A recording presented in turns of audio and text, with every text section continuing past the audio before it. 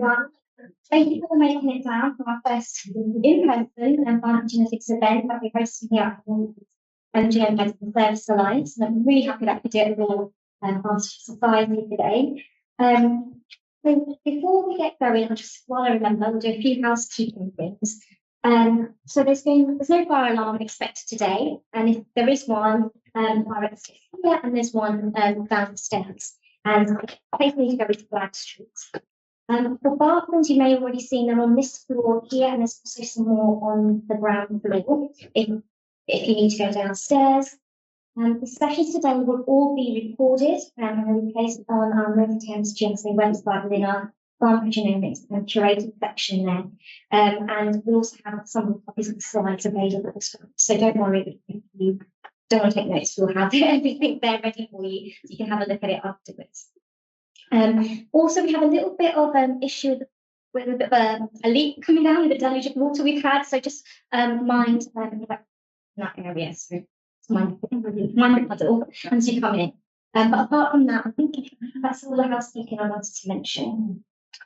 So in order to let's get started with the day. So I want you to welcome to this day. We're going to be talking a lot about pharmacogenetics and how we can implement it into systems and the education training that we need in order to implement them safely and what we need to know. And I know we have a few educators here, so a lot of it will be around educating the educators as well in terms of pharmacogenetics. So it's really great to see people down from an undergraduate level right down up to an ICB level and chief pharmacist. So it's really great to see a huge variety of different pharmacy professionals here. So without further ado, I'd like to invite Dr. Angela George, who is our co-medical director here at North Thames Medical Service Alliance, and she works together with Dr. Sonia Ravanka, and is responsible for delivering all the testing for pharmacogenetics, cancer and rare diseases with the Genomic Laboratory Hub and the Genome Medical Service Alliance, and is responsible for the education, training and awareness and the research around genomic medicine. And she's also our clinical medical oncologist at the Royal Marsden Hospital. So I'd like to invite her for opening remarks.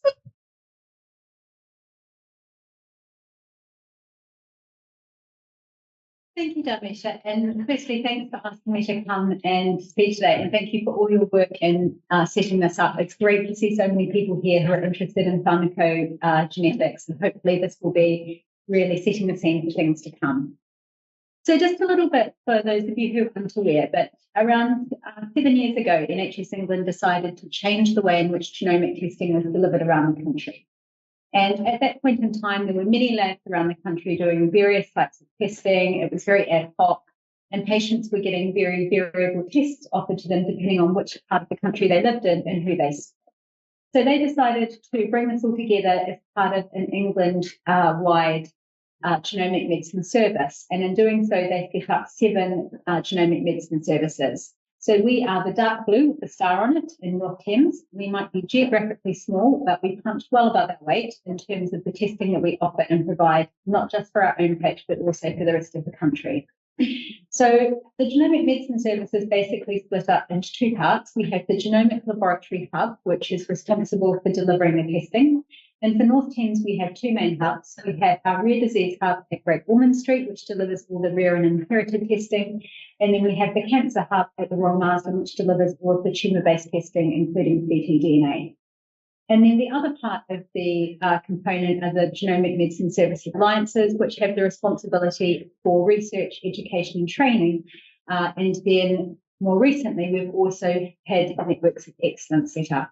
So the Networks of Excellence are also set up to deliver research across the country. So these are themed strands which for rare disease, cancer, fetal medicine, medicines optimisation, infectious diseases and AI, where we have collaboration across the GLHs and the GMSAs to deliver research programs to the whole of the country. Now we have 3 of these which are important in terms of how we directly prescribe medicines. Cancer, where we're looking at things like ctDNA and somatic testing in order to provide targeted treatments and precision medicine to patients with cancer. We have the medicines optimisation movement, which we're going to be talking quite a lot more about today, which is about trying to integrate and deliver pharmacogenomics across the NHS. And then we also have the infectious diseases one, which is led by our colleagues at South East, which started off in their intensive care unit looking at genomic sequencing of septic patients to try and identify the organisms early so that patients could get onto the right antibiotics as quickly as possible. But today our spotlight is really on pharmacogenetics. And of course, as you're all aware, this is looking at how genetics can influence the drug metabolism for patients. So this allows us firstly to identify patients who are more likely to respond to certain drugs because they have a target or a receptor that the drug works on, but also those who are much more likely to experience severe toxicity or adverse drug reactions. And we know that around 1 in 15 admissions in the UK to hospital are due to these adverse drug reactions. So across our population, we have about 95% of the population who have at least one actionable variant that will determine how they respond to a certain drug. And so what we're really trying to look at now is how we can best identify those people up front and make sure that rather than having to go through multiple different drugs and multiple different doses for patients, we might have the information early in order to get patients onto the right treatment at the right dose at the right time. So this isn't trying to replace things like clinical knowledge. It's best seen more as another piece of the puzzle. In the same way that we would look at other things like height and weight, food interactions, renal impairment, all those other things that you would normally look at when you're choosing a medication for someone and prescribing, but also how their pharmacogenetic profile is going to impact on their response. So what do we currently have in the NHS? So at the moment, we really have a few quite specialised clinical settings where we need to undertake pharmacogenetic testing, but what we're really moving towards is this on a much larger scale. So at the moment, we have things like DPYD testing for patients who are going to get 5-FU drugs as part of their chemotherapy. This is hugely important, and we've been offering testing for this for about 3 years, following a coroner's case where a patient died, being given standard dose of 5-FU for their adjuvant cancer treatment. So it's now expected that these patients will be offered that testing to decide if it's actually safe to give them that drug at all, whether they may need a lower dose.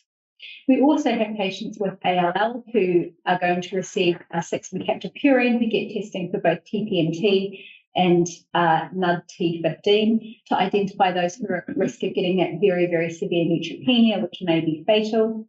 And for those who are requiring aminoglycosides as baby, being tested for mitochondrial changes in RNR1, which prevents those babies from potentially going deaf as a result of getting aminoglycosides. That's currently sort of what's been done. It's mostly meant to be done for all of those patients at risk, but it has been a bit ad hoc. But what we're starting to see coming through now and what NHS England is moving towards is looking at those much more common drugs. So, for example, patients who are going to be prescribed clopidogrel for stroke or post-MI needing to be tested for CYP2C19 to identify those who have an increased risk of further cardiovascular disease or another stroke. And of course, other ones that you may be familiar with, such as testing for those patients who might be going on to mavacamten coming through. So really what we're trying to move towards is looking at how we can integrate this for the common drugs as well as not just those less common situations. So the Progress study is helping to support this expansion via one of the network's excellence. So Progress Pharmacogenetics rollout gauging response to service. I have to say, as someone who sees lots of acronyms for oncology trials, this one at least looks reasonable, rather than people trying to squeeze letters in to try and make something sound good. The idea here is that we'll be sort of looking at how we can implement this kind of testing on a much wider scale, potentially going through things such as GP surgeries. So we've got a selected number of GP surgeries where the GPs will be able to undertake this testing for patients so that can be used for their future treatment. So, for example, ones that are important for things like statins, those that are important for things like simple analgesia, and as we said before, things like clopidogrel, so that rather than having to go through multiple different types of treatment, we can look at getting the right dose for the right drug at the right time for those patients. And those of you who work in mental health will know that there's already a lot of this that goes on primarily in private with things like antidepressants for patients being tested. So the aim is that following all of this all of these programs, we'll be able to start rolling this out across the country. And hopefully it's not going to be too long before, when we're prescribing drugs for patients and fulfilling and screening prescriptions, we'll be able to see things like the patient's pharmacogenetic status to check that that is both a safe drug to give and a safe dose to give. So I think hopefully through today, we're going to see some really great examples of programs that are delivering on this and how we can look at integrating this in a much wider way. I hope you'll find it all a really exciting and interesting day. And at that point, I'm going to hand over to someone who's much better qualified to talk to you about pharmacogenetics, and that's Anisha. Thank you.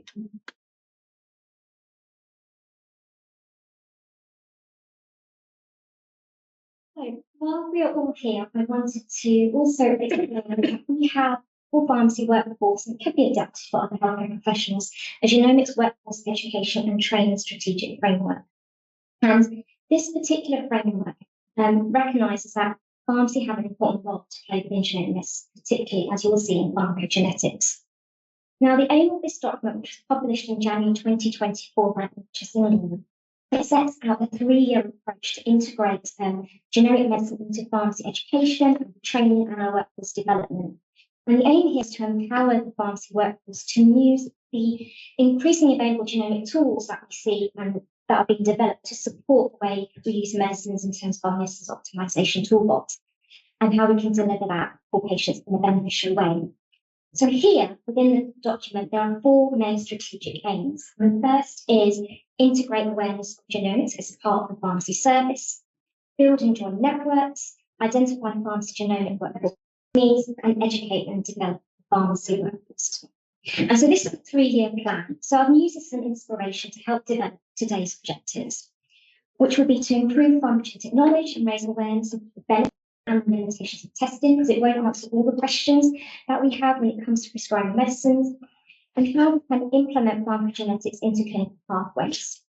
We also want to raise awareness of the pharmacogenetic resources that are available to you as healthcare professionals, where you need to go to and what's needed, because there are some gaps for our UK practice. And at the end, I want to be able to showcase how we can share new advances in pharmacogenetics. So the 5-year, 10-year plan of what's coming around the corner.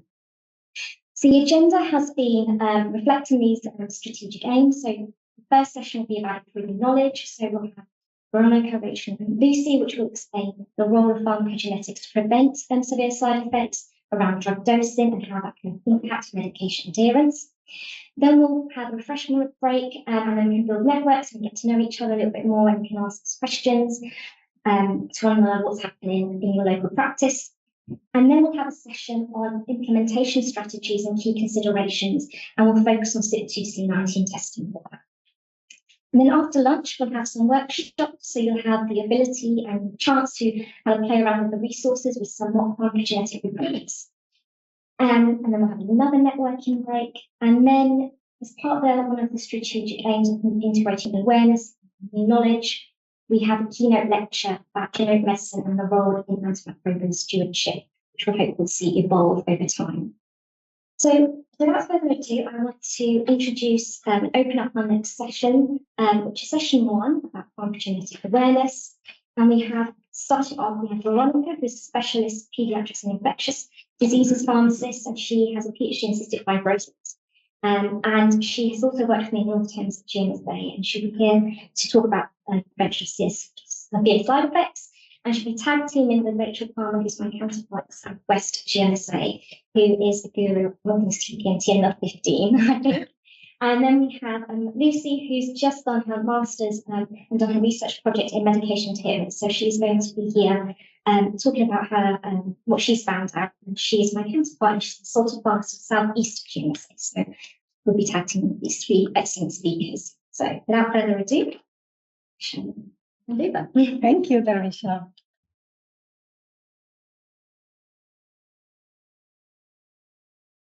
I'm going to be talking about the role of pharmacogenetics to prevent severe side effects. So we know that pharmacogenomics examines how genetic variants and among individuals affect the response to drugs, because we do know that the same drug is not going to have the same effect into each different individual. And pharmacogenetic allows to optimize drug dosage, either for therapeutic effect or to prevent any side effects or to reduce the incidence of side effects. We do have available guidelines, but they have treatment guidance for those recommendations for alternative options. But in the antimicrobial world, pharmacogenomics has been used for a long time in certain drugs. So we know those that are working in HIV, we know that abacavir for more than a decade now. There's been a pharmacogenomic testing in the HLA, and we know patients are carriers of this disorder. They are exposed to life-threatening side effects if they are put on that drug. So for a long, long time, the doctors have been using this test, and it is well established within HIV. And at the same time, we know that if we have patients with G6PD deficiency, that they are higher risk of hemolysis if they are on cotrimoxazole because of the methoxazole effects on the G6PD enzymes.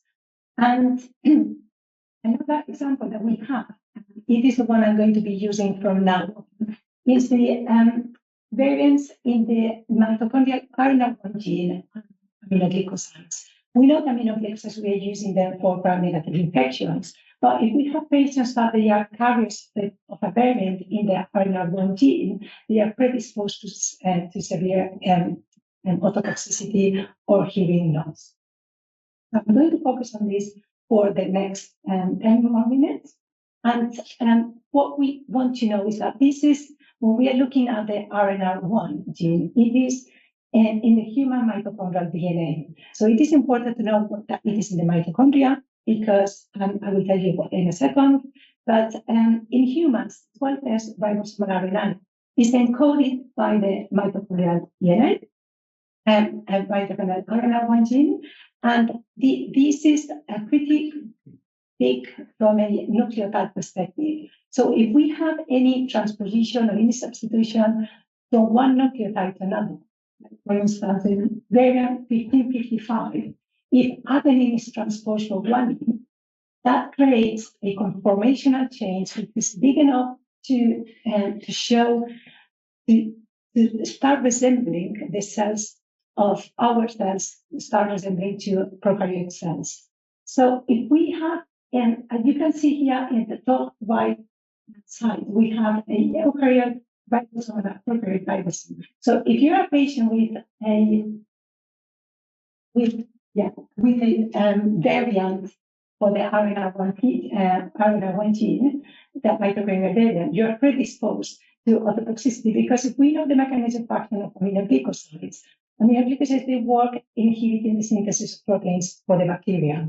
So if patients are having a variation of the RNR1 gene, then that conformational change of the ribosomes start resembling to the prokaryotic ribosomes that we are being infected. So being exposed to aminoglycosides are not going to be so narrow going directly into the bacteria. They may be, you are predisposing the patient may be absorbing part of the aminoglycoside because it will be attacking the inner cells in the body. And therefore it will be causing ototoxicity. So we have some mitochondrial RNR1 variants, and a total of 75 have been identified. So the most relevant ones from a clinical perspective that they have been identified, there are these three. And I'm going to be specifically on the 1555 named to guanine, but we have two others that they have been introduced into the National Place Directory very, very recently, thanks to the job that the GMSAs are doing. But from a study on nearly 170 patients that they were dead while they are there, novel mutations have been appearing in the mitochondrial RNR1 gene. And more mutations will be appearing as research is going on. So get that knowledge with you, what I told you. And now let's focus a little bit about mitochondrial DNA. The mitochondrial DNA inheritance is from mother to child. And a very important genomic consideration that we need to be aware of as we are learning more pharmacogenomics is something that is called mitochondrial heteroplasmy, which is basically where two or more mitochondrial DNA variants within the same cell start dividing. And what you can see can you hear me? Yeah. What you can see at the moment of the cell division, there is a random distribution of variants on wild type gene, and DNA into data organelles. And simply by this, the proportions of the mutant genomes may be different, leading to different phenotypes. So you may have a heteroplasmy, which is the genomic consideration that I'd like you to learn about today, or you could be homoplasmy or not having any variants in the next cells that are being replicated. That is what explains why a mother of more than one child, maybe different siblings, they will be exposed to the same aminoglycosides and they may not be having hearing loss. Or maybe you don't need to be exposed to aminoglycosides, but you can have hearing loss just by chance. And that's a very important consideration that we need to learn now. And when we look, fortunately, we have the National Test Directory, and it has two testing criteria for the RNR1 gene, and the testing criteria looks at one. For being commissioned, it looks at one individuals that they are predisposed to gram-negative infections. For example, cystic fibrosis patients or patients with genital urinary tract infections, or they have had some weight problems, or individuals with hearing loss, they have been exposed to aminoglycosides. Why is the reason for that? The main reason for those testing criteria being commissioned is because you need to have a little bit of time. We know that when we have infections, we need nice telling us we need to start treatment as soon as possible within 1 hour. So there is not enough time to do that test and get the results back in order to prevent the toxicity. So I've got a couple of case studies. What it is interesting to know is that the National Test Directory is now testing for 3 different variants, those 3 in here. And there is a point of care test in neonates that is being used at the moment, and it's only looking at 1 variant, which is the prevalence is 1 in 500. So one of the case studies I have for you is we have a neonatal patient, and we have a 32-week premature baby with intrauterine growth retardation that is born with a healthy mother, but there is a very neonatal sepsis.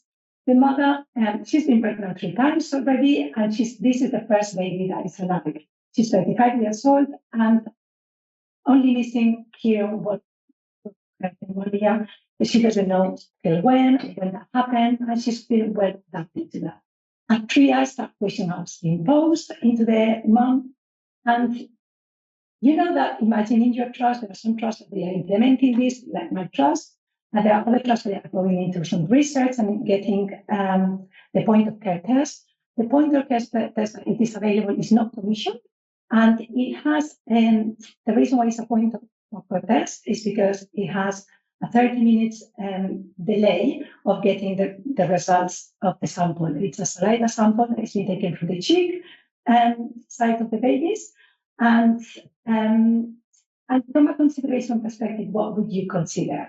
So one of the things that is that what you would be considering is that we know that neonates, they have a low threshold of antibiotics, and because neonates, they cannot talk.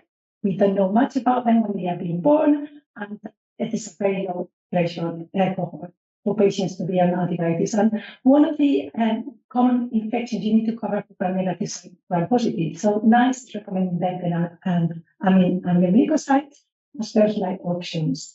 So we know that side effects from aminoglycosides, they can be life-changing.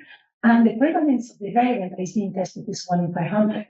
We know that the mother of this child has some potential question mark that hasn't been tested, that there's no been implementation in that maternity unit wherever you're working of any triage questions for the mothers. Something that maybe the trust needs to be thinking about. But you also know that 2 variants may not be tested. So what you can be in that ethical dilemma, what do you do? If you have the person you trust, you go for it. If you don't have it, what do you do? And NICU admissions, they can be overwhelming.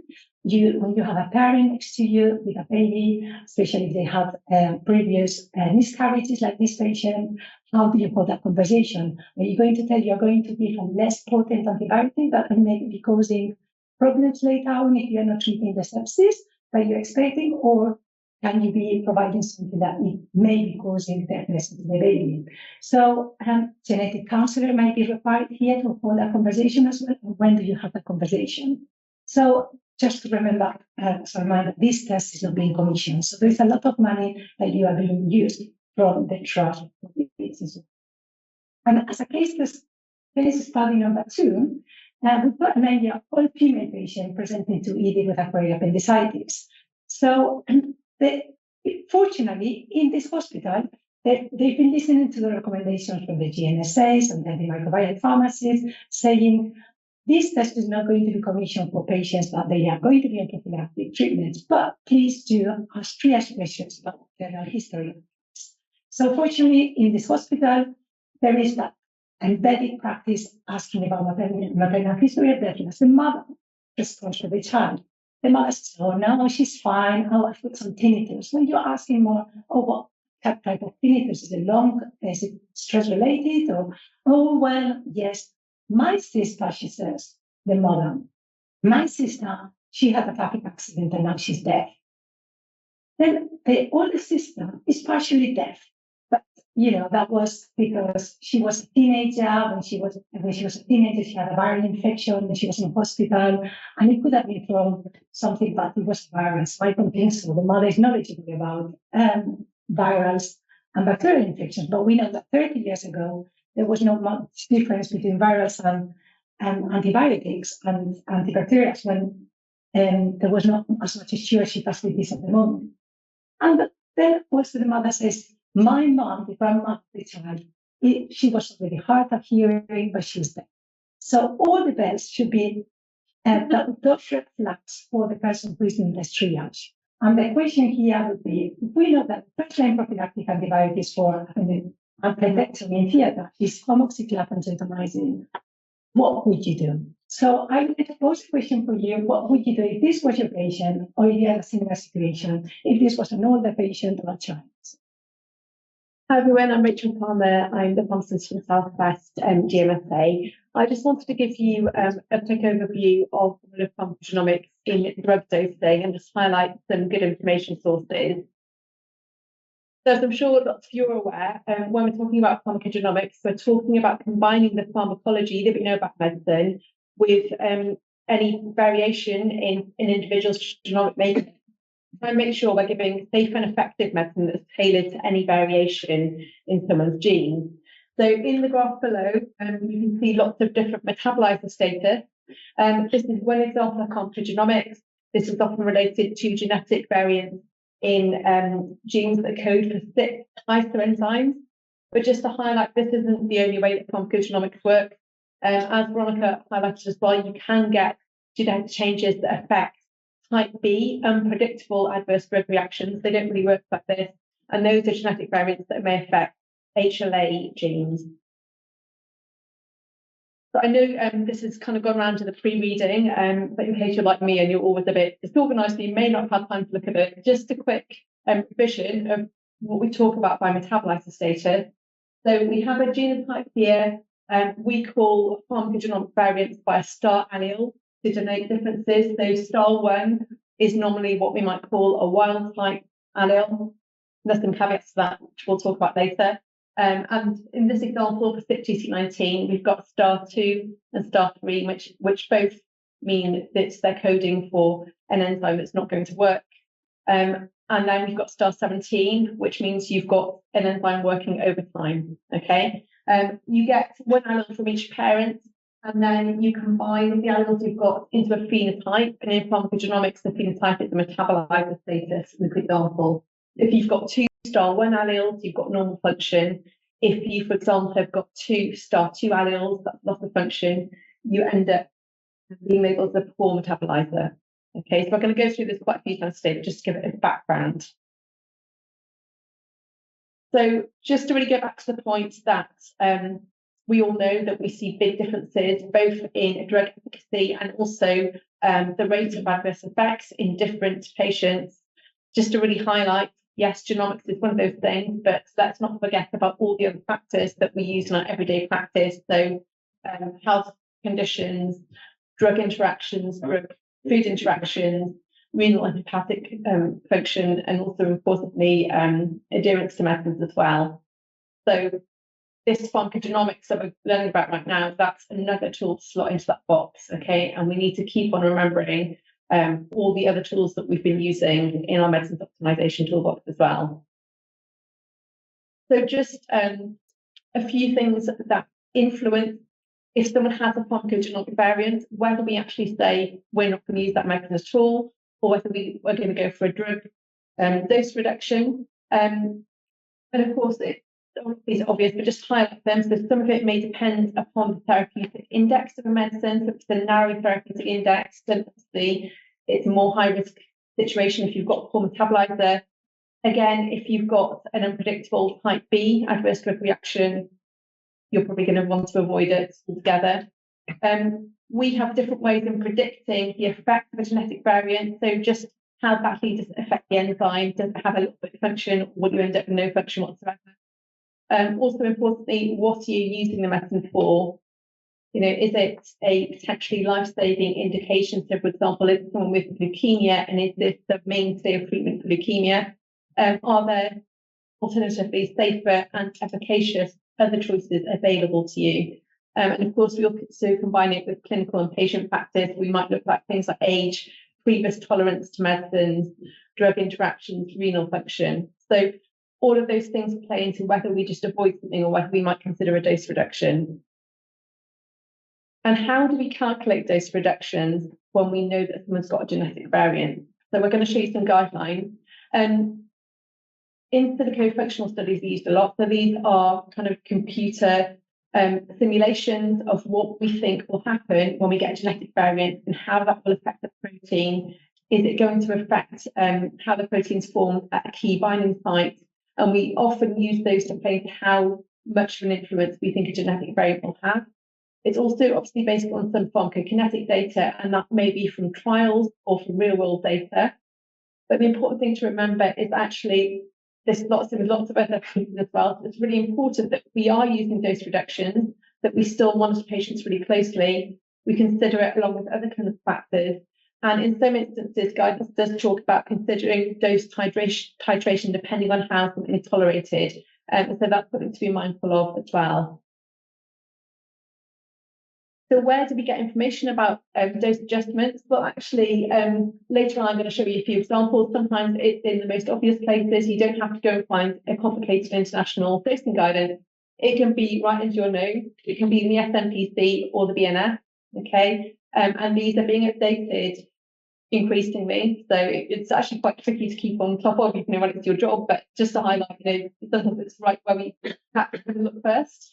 We do have some UK specific dosing guidance for some of the tests that we've got commissioned through our test directory, but also there are some excellent international resources available for pharmacogenomic drug dosing. Some examples are the CPIC guidance. We're going to be using those later in our workshop. We've also got a few web-based and app-based tools to help us, like DNA-driven prescribing. An important consideration is these are international guidelines. They may not reflect UK drug availability or commissioning patterns as well, so that's just into or licensing either. So just be mindful of that.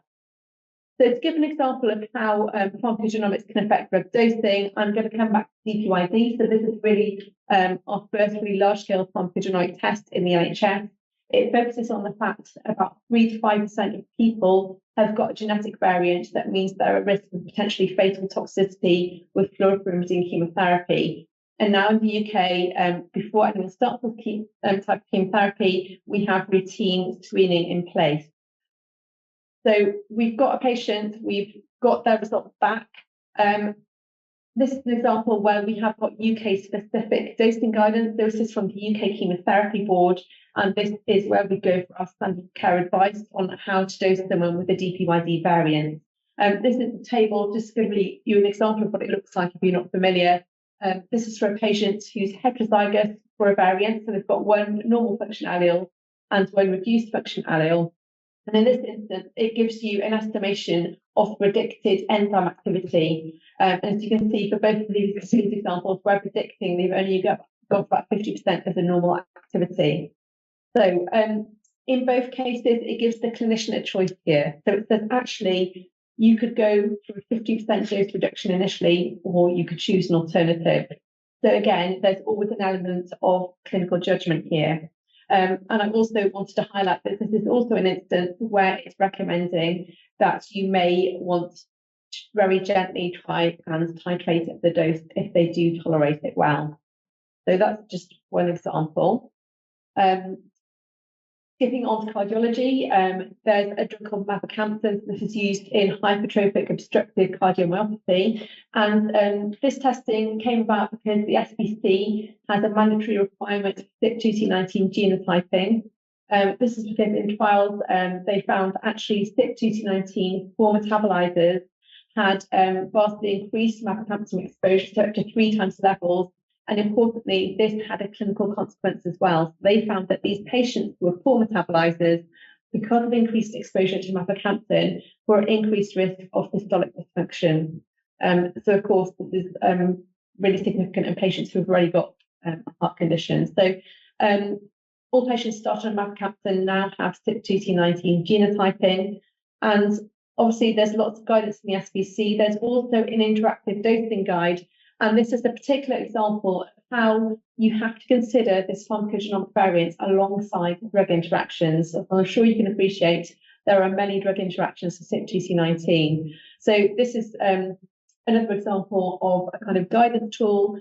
This comes from the manufacturer and it considers some of the interacting medicines as well as the metabolizer status. Okay, so that's another example of how you may find information. Just moving over to statins, whilst we're on the theme of cardiology. So statin metabolism can be affected by genetic variants in the SLCO1B1 gene. And when it's working normally, this facilitates hepatic uptake of statins. But if you've got somebody with a genetic variant, meaning that they're a poor metabolizer, they can have a marked increased exposure to statins and be at increased risk of statin-associated myopathy. So this diagram comes from the SCEPIC International Pharmacogenomic dosing guidance. So we don't have a UK-specific dosing guidance for this, but this gives you different recommendations depending on the kind of intensity statins that you're looking at. And it gives you, for example, if you want a high intensity statin, it advises you that the best option would be rosuvastatin, because this is associated with the lowest risk of statin-associated myopathy in someone who's got a decreased function in the SLCO1B1 gene. But this is an example where we go to international guidance, because at the moment we don't have a kind of use. I just want to complicate things by actually pointing out that sometimes when we've got a lot of different pieces of guidance, they don't always align perfectly. And I'm sure it's not just pharmacogenomics, that we kind of encounter this in lots of other scenarios. So on the left-hand side, this relates to omeprazole, so one of our PPIs, not the only PPI affected by this. So we're looking at omeprazole and again, CYP2C19. On the left-hand side, we've got the international pharmacogenomic guidelines from CPIC. So this is really the gold standard international consortium for guidance. And they give advice on dosing for a CYP2C19 rapid metabolizer and also a CYP2C19 poor metabolizer. So you can see that there. But if you go to the low-sec SBC, that's the omeprazole, they do actually have a statement regarding CYP2C19 poor metabolizers. And it does state that the mean area under the curve is 5 to 10 times higher in poor metabolizers, but they actually make no recommendation for changing the dose of omeprazole. Okay, so that's quite interesting. And obviously, if you look at what CPIC says for poor metabolizer, it says if you're going to give chronic therapy and you've already achieved efficacy, so you've got on top of the symptoms, you could consider a 50% reduction in daily dose and monitor for continued efficacy. And I guess the only other thing to highlight is if you go to the SBC for omeprazole, you'll notice that there is a really big dose range there within the product license. So again, if you know what someone's metabolite status is, actually you can still prescribe within the license, but maybe you might want to take that into account when you're prescribing. Just wanted to give you a few more examples of things that are sitting within SPCs that sometimes people may not be aware of, and some of these are updated relatively recently. These are in sections 4.2, the posology and administration sections of the SPC, where we're looking at the dose. For the telegram, it says if you do know that someone is a poor CYP2C19 metabolizer, they actually recommend a reduced initial dose of 10 milligrams rather than 20 milligrams. So, that's something that's been updated in the last couple of years. Similarly, one of the SPCs from Toprol has cited for poor metabolizers the CYP2D6. You may want a lower starting dose. And for amitriptyline, again, poor metabolizers or CYP2D6 or 2C19 have higher plasma concentrations of both amitriptyline and its active metabolite, and you should consider a 50% dose reduction. So just to highlight that there are pharmacogenomic recommendations in the places that we might go first and we look at. Perhaps we don't look at them all the time because we're really familiar with the dose, but just to really highlight that as pharmacogenomics expands, it's going to affect some really commonly prescribed medicines. Thanks. I think we'll take some questions at the end.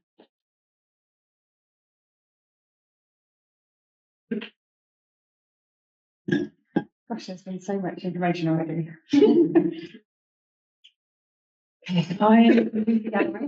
I'm a consultant pharmacist in genomic medicine, and I'm also the pharmacy lead for the South East Genomic Medicine Service. And I've very recently completed the master's degree in genomic medicine at St George's, University of London and King's College. And part of that, I was required to undertake a literature review in which I looked at the impact of pharmacogenetic testing on medication adherence and on the psychological factors associated with medication adherence. And I'm very happy to be invited to share my findings with you today. We'll start with a bit of background. You all know from being here today that pharmacogenetics is the study of how genetic variation influences an individual's response to medications. And we've seen, actually that's not come up with that, has it, on the slide? Sorry, I'll talk over it because I know what's on there. We know that there's demonstrable benefits in optimizing medicines use by both increasing the effectiveness of medicines, reducing the incidence of adverse drug reactions, and hopefully reducing healthcare costs. But a number of additional secondary benefits have also been proposed. Some of these might be things like reducing polypharmacy, but also include improving medication adherence. So to remind you all, the definition, according to the World Health Organization, of medication adherence is the extent to which a person's behavior corresponds to agreed recommendations from a healthcare provider. And we know that the factors that govern medication adherence are multifactorial. They include socioeconomic, therapy-related, disease-related, patient and system-related factors. Looking briefly at the literature, Haggett and LaPointe, who are very well established in the world of publications about pharmacogenomics, have proposed some ways in which testing might impact adherence. They suggested that learning of one's genetic likelihood that a drug might work or that it might have a side effect could increase the perceived necessity or decrease the concern regarding taking a medicine. And they thought that treatment recommendations that are based on your genetics might be seen as being more personalised, and that could result in a greater sense of shared decision-making, improved knowledge and trust. But these all sound great. How sure can we be that those kind of things will actually impact adherence? Well, there's been a huge systematic review of systematic reviews. I mean, that's a lot of work right there. And this group found, indeed, adverse effects and efficacy, knowledge, beliefs, and the quality of the doctor-patient relationship have an unambiguous effect on adherence. So no question, if we can improve these things, patients are more likely to take their medicines.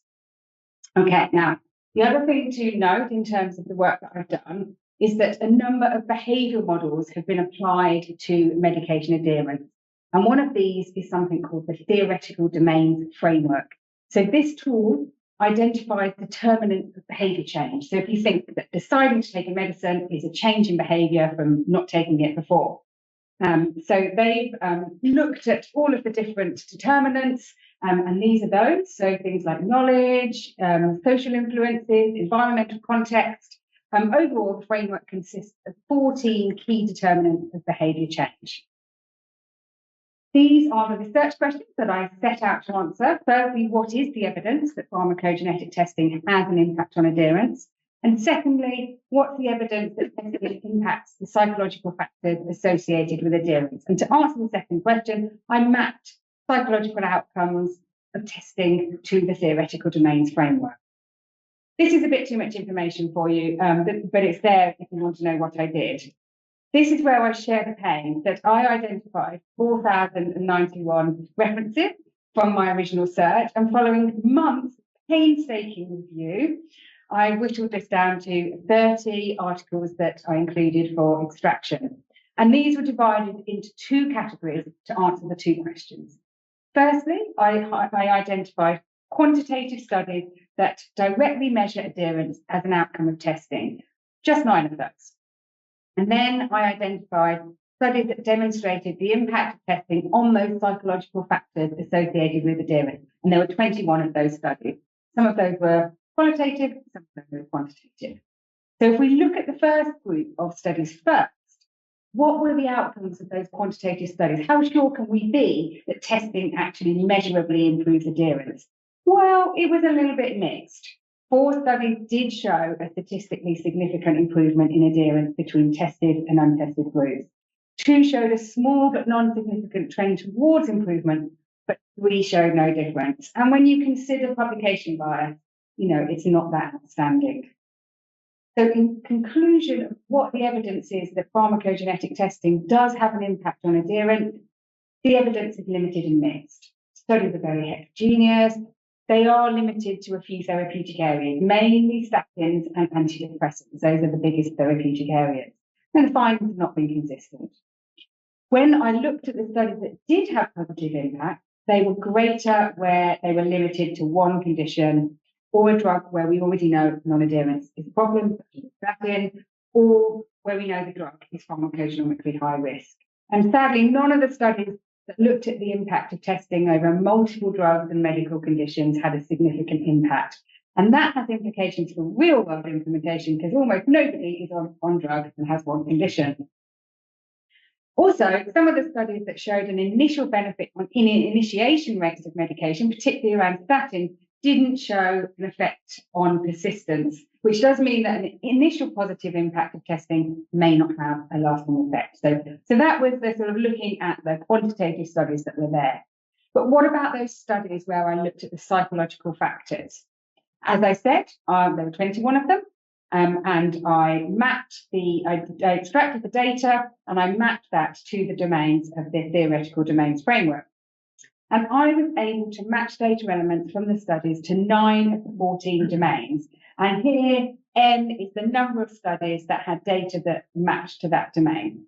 And I'm going to work through them to give you some examples so that you can start thinking about how testing might have an impact on adherence. The domain that had the highest number of studies that were mapped was optimism. And when I talk about data elements, they were direct or paraphrased quotes from participants, but also statistics from questionnaires and Likert scales. When we talk about optimism, we're talking about the confidence that things will happen for the best. And often patients talked about best, better, and confidence. So I've got a quote here from Trinidad study: a genetic test could define the best medication. And 78% of patients thought that pharmacogenetically guided treatment is better than treatment without. When we look at beliefs about consequences, outcome expectancies, yes, it did increase the perceived necessity or decrease the perceived concern. Patients described that if the test could show them which medications are definitely going to work, then that's the drug they want to be on quickly. Lots of patients identified better effects and potentially fewer side effects as advantages of testing. And what about knowledge? And the theoretical domains framework mentions scientific rationale for a behaviour. So that's really important when it comes to taking a medication. And patients often describe improved understanding of how the drug would work, whether or not it would cause interactions. And patients almost always said that they felt a lot more educated about taking medicines after they went through the process of testing. Memory and decision-making processes. So memory is the ability to retain information, and decision-making is the ability to choose between two or more alternatives. And often patients talked about the trial and error approach to prescribing. There's a quote here from a study that looked at antidepressants and saying, we heard it takes like 7 medications on average before you take the right one. So testing could alleviate some of that.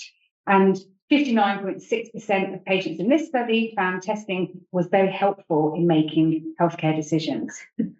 What about emotion? Well, there was a mix of this because peace of mind, that came through quite a lot. Positive emotions, knowing that this drug is right for me. I don't have the extra copies of the 2D6 gene.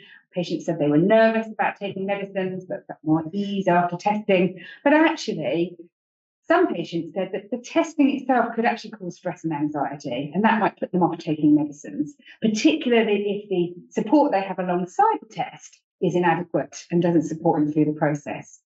Intentions, that's your conscious decision to perform a behaviour like taking a medicine. And there's a quote here from a study that actually looked at adherence, and 91% of patients reported they're more likely to take a medication if pharmacogenomics was used. These last 3 didn't have as many studies mapped, and these are kind of the determinants that we weren't expecting to see. Social influences, these are the sort of interpersonal processes that cause people to change their behaviour, and that includes the relationship that you have with your healthcare professional. There's a study here by Emma McGavin. I think she might be here today later, and she did a study of British South Asians and their thoughts on pharmacogenetic testing, and they described more trust after the test. The second study, however, although some patients said they had more confidence in their healthcare profession, some patients said they would actually change their healthcare professional after the testing had validated experiences that had previously been disregarded by their healthcare professional. So patients described side effects or effects that they told their prescriber they were getting, and their prescriber disregarded it and said, no, you're on the right medicine, can't be right. Social and professional role and identity. And this is the set of behaviours of an individual in a social or work setting, and it includes racial and ancestral groups. So this only really came out where studies looked at those groups. So as I mentioned, Emma McGavin's study looked at British South Asians, and patients described that testing would tell them if the drug was good for them in relation to their identity as an Asian. And a second study by Madadi looked at breastfeeding mothers and pharmacogenetic testing for codeine, and patients described that as a mother, they felt more confident in taking the medicine because of potentially protecting their child. And lastly, goals is about the end states an individual wants to achieve. And just one study, again, it was the breastfeeding study, and patients were able to relate the impact of testing to their end goal of being able to breastfeed their child, because they could confidently take the codeine and breastfeed if they had had the test that showed it was safe to do. So when we looked at those psychological factors, this is my summary of the evidence. There are several psychological determinants of adherence that can be impacted by testing. Testing has been shown to impact patient beliefs, including increasing perceived necessity or reducing the concern. Testing has the potential to improve knowledge and understanding, to support decision-making, and is generally a positive experience. But this is really important limitation, is that the outcomes are very likely to be a combined effect of both testing itself, but also the process and the quality of information provided alongside testing. These are my overall conclusions. The evidence that testing measurably improves adherence is limited at mix at the moment. Based on this review, I think it's unlikely we will ever use pharmacogenetic as an actual intervention to improve medication adherence on its own, but it might improve adherence through optimising treatment effectiveness, reducing adverse effects, and that positive effect on psychological factors affecting adherence. it has the potential to improve knowledge and understanding, support decision making, and is generally positive. But further research is really needed, and I very much hope that the impact of testing on adherence will be considered as an outcome in future studies. They're the references I used today.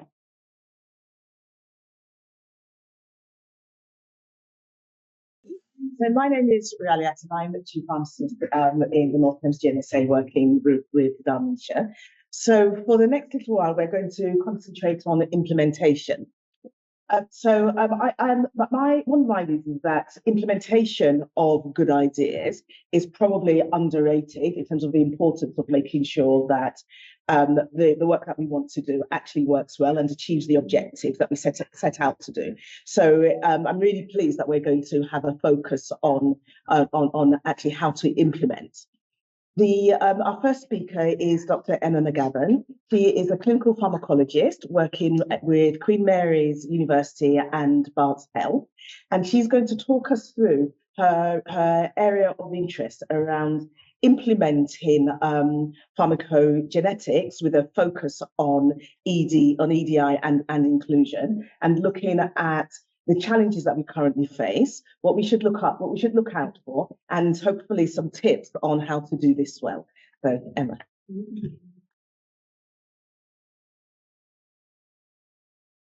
Thank you so much. Nice to meet you all here today. I'm going to actually struggle with this paper. Okay. So,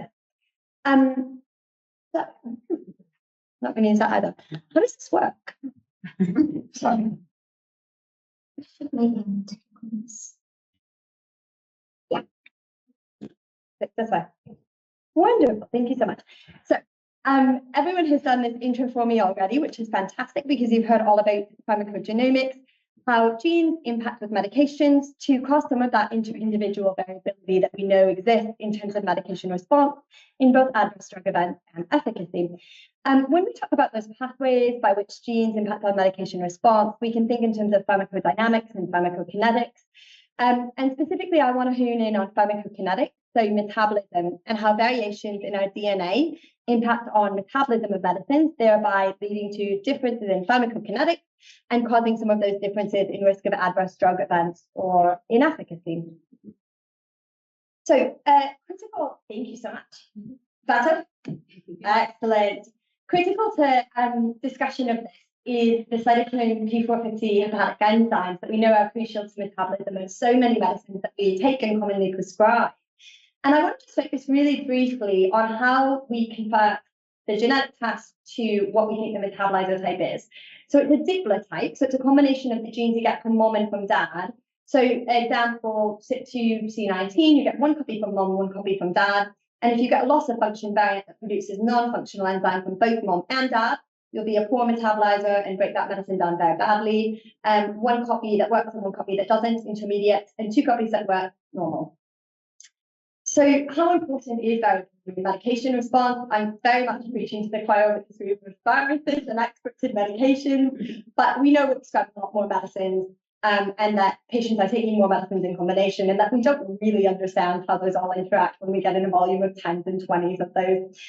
We know that adverse drug reactions are problematic for patients, that they cost a lot of money to the healthcare system, and that there's essentially a massive margin for improvement here in terms of adverse drug reaction. But what does that mean on a population scale? So we know when we talk about pharmacogenomics that we're talking about a discrete list of gene-drug pairs where we have enough evidence to implement prospective use of genetic variants to cause a different outcome, essentially. So how common are adverse drug reactions to those finite pharmacogenetic medications? This was unclear. So we looked at yellow card adverse drug reports from the MHRA from its inception in the 1960s following the thalidomide disaster. And this is what we found. So we analysed over 1,345,000 adverse drug reactions to over 2,400 substances. And what we found was that 9% of overall adverse drug reactions were linked with a mitigatable pharmacogenomic drug. So we could intervene on that with pharmacogenomics. So the volume of that is 115,000. 50% of these, almost 47%, were psychiatric medicines. So that's the big hitter in terms of margin for error potentially. And cardiovascular medicines was next at 24%. Now, 3 in every 4 of these adverse drug reactions by volume were for medications associated with only 3 key genes, CYP2C19, CYP2D6, and SLC01B1. So those are really 3 critical genes that impact on most of our prescribing recommendations from primary care prescribing. We know over 95% from work from Emma Baker's group. And now we can say also that that's the biggest hit in terms of 75% for adverse drug reactions. But we want pharmacogenomics to be something that targets existing health inequalities. And we know that although these variants are very, very common that cause atypical metabolizer status across different ancestry groups, they're more common in some than others. We also know that we only test medicines in a homogeneous group of people. So what does that mean? So as an example, because we know these are the most 2 critical CYP enzyme pathways, these are predicted atypical metabolism types for CYP2D6 and CYP2C19 by ancestry group. And you can see that European ancestry group is sort of on the lower end of both of these, and there's quite a range. So in terms of CYP2D6, for European ancestry, where we're testing these meds, we're talking about 19% atypical metabolizers, but actually it goes up to 4% in East Asian. CYP2C19, we're looking at 33%, 1 in 3 atypical metabolizers in European ancestry, and again, as high as 94% in oceanic populations. So that's a huge range and a big differential in terms of evidence base. So if we think pharmacogenomics is important, then the question is how likely are any of us to have one of these variants in one of our genes? So population level data from the likes of UK Biobank Genomics England says we all do, basically 99.7%. So then the question is, this isn't a rare disease variant. This is something that only has an impact in the presence of exposure to medicine. So how likely are you to be prescribed that medicine? So back to those epidemiologic trends. Longitudinal English prescribing data shows that almost 9 in 10 of all people by the age of 70 will have been exposed to at least one of these medicines, and a quarter of those over 70 at least 5. So you're certain to have some variants, and you are very likely to get prescribed some of these medicines. Now, caveat. These studies were in very predominantly European ancestry populations, but we know that health outcomes, health exposures, and medication exposures are not equal across socioeconomic and ancestry groups. So we can say pretty certainly that both of these are likely to be higher in underrepresented groups. So let's have a genomic angle. Yeah, you're less likely to metabolize normally in terms of pharmacogenes, even though we don't have great evidence in terms of what those specific variants are because they're understudied. How likely are you to be prescribed the drug? Again, underrepresented group, not represented in trials, not represented in studies, more morbidity, higher polypharmacy, you're more likely to be prescribed those drugs. So we saw this before, this great diagram from the IRCP BPS report. We think personalized prescribing can take a more tailored approach and do better, less trial and error, and mitigate some of those ADRs and inefficacies preemptively. But how does that work out in practice? Of course, we all know clopidogrel is a P2Y12 inhibitor, an antiplatelet agent commonly used among other indications as secondary prevention in myocardial infarction. So clopidogrel, of course, is a prodrug to be transformed to the active metabolite and therefore benefit patients, needs to be activated in the body by CYP2C19. Now, there's a catch because we saw that loss of function variants in that gene, which encode that enzyme, are incredibly common. And we know from about 20 years of data that those loss of function variants are associated with high on-treatment platelet reactivity and therefore a secondary risk of ischemic events. So the genes don't make the functional protein, the protein doesn't activate the drug in your body, the drug doesn't work for you. Now, we said they're very common, 1/3 in European ancestry populations, but we saw that it's 9 in every 10 people in oceanic populations that have that variant. And that led to a very interesting lawsuit of Hawaii against the makers of clopidogrel, BMS. They said, hey, you know this drug isn't going to work for most of our population. Why didn't you mention that? It was settled for quite a lot of money, which I think unfortunately kept it from getting quite as much exposure in terms of people reading about it as otherwise would be. So that's not working. Right.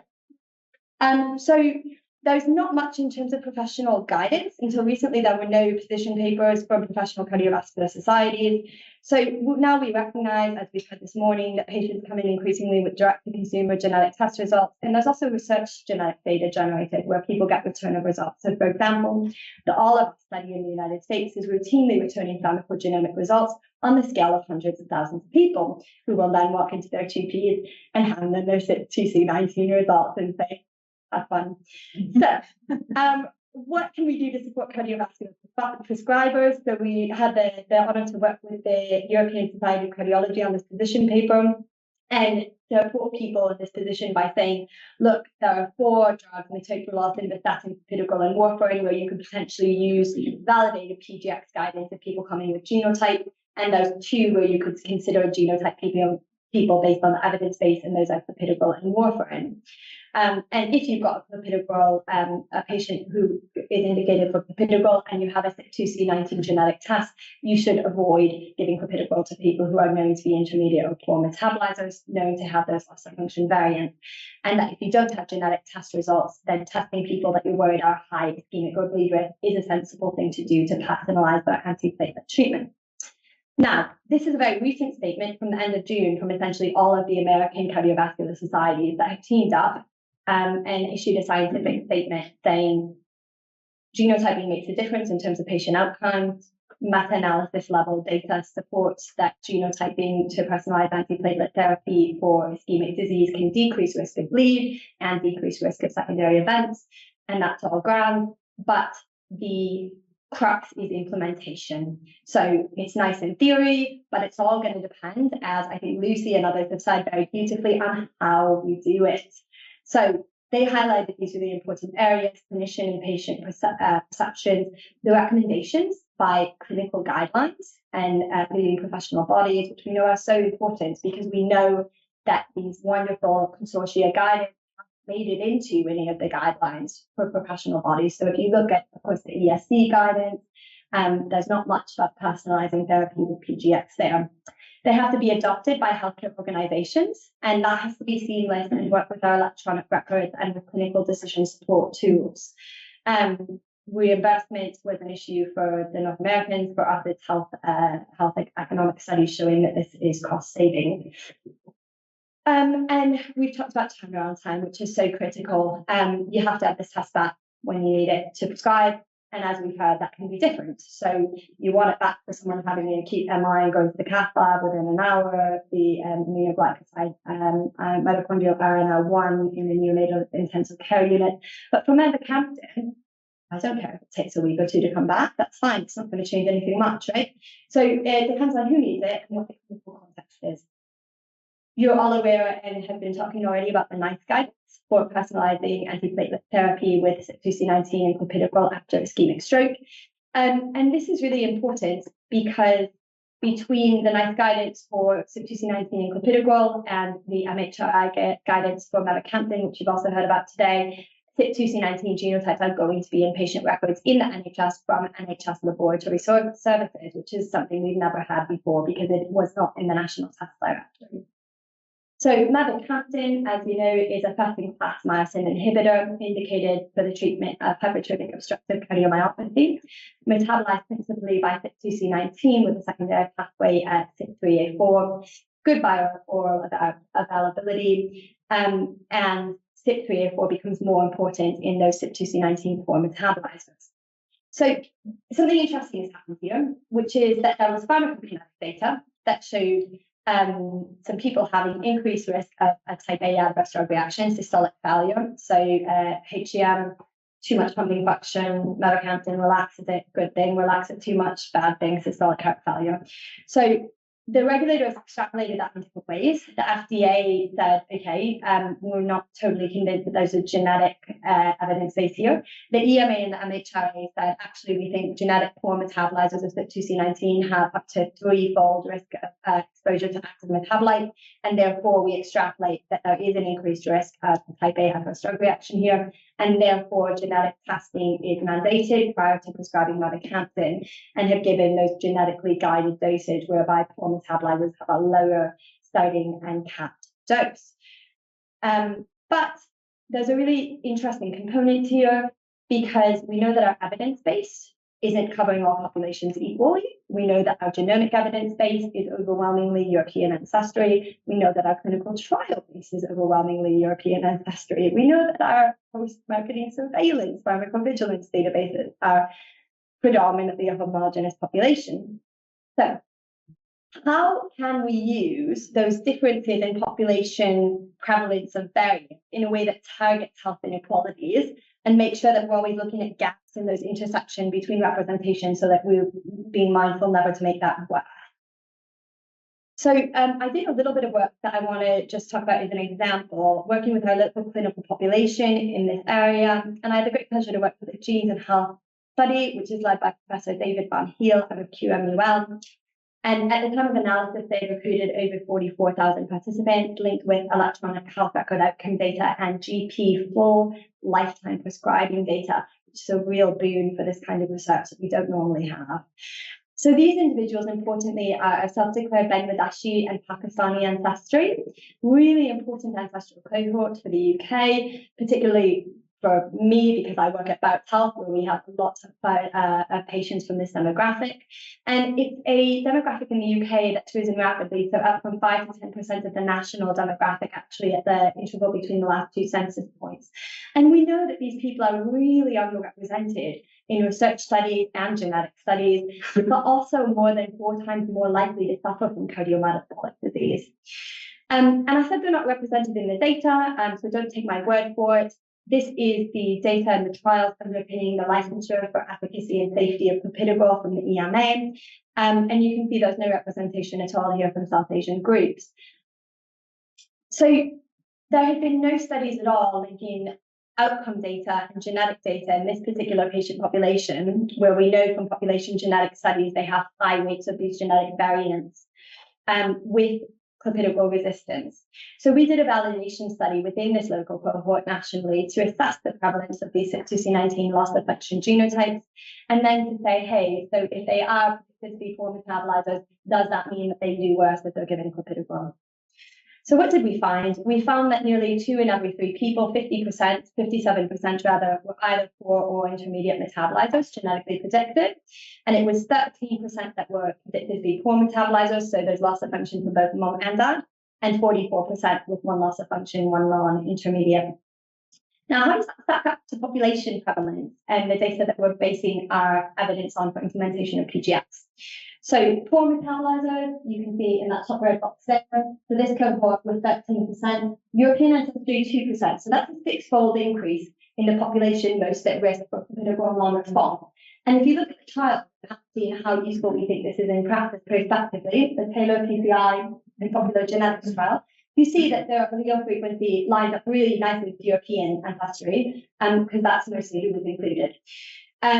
Poor or intermediate metabolizers, bottom line, again, we see 57% in genes and health, roughly 1/3 in European, 29%. And again, those Taylor PCI and popular genetics trials line up with that 1/3, not 2/3. So that's a pretty big fold difference if we're basing our evidence only on the population with much lower prevalence of these alleles.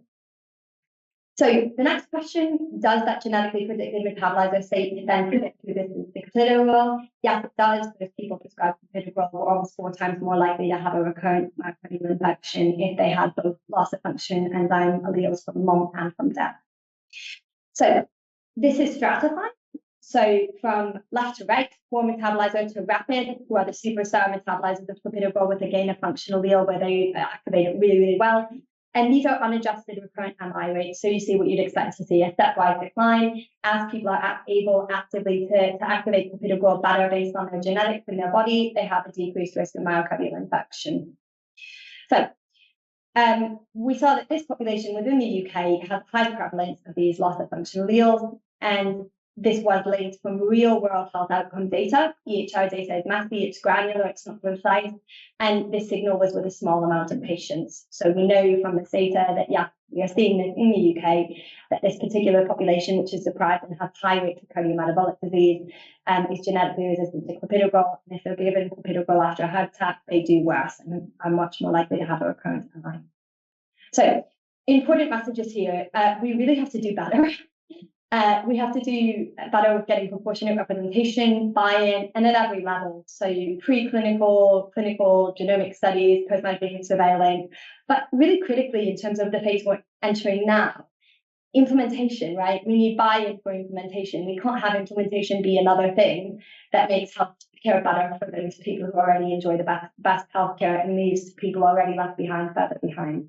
So the context is really important, because if we're not aware of the context and there's overlapping representation, then we risk very much making it worse.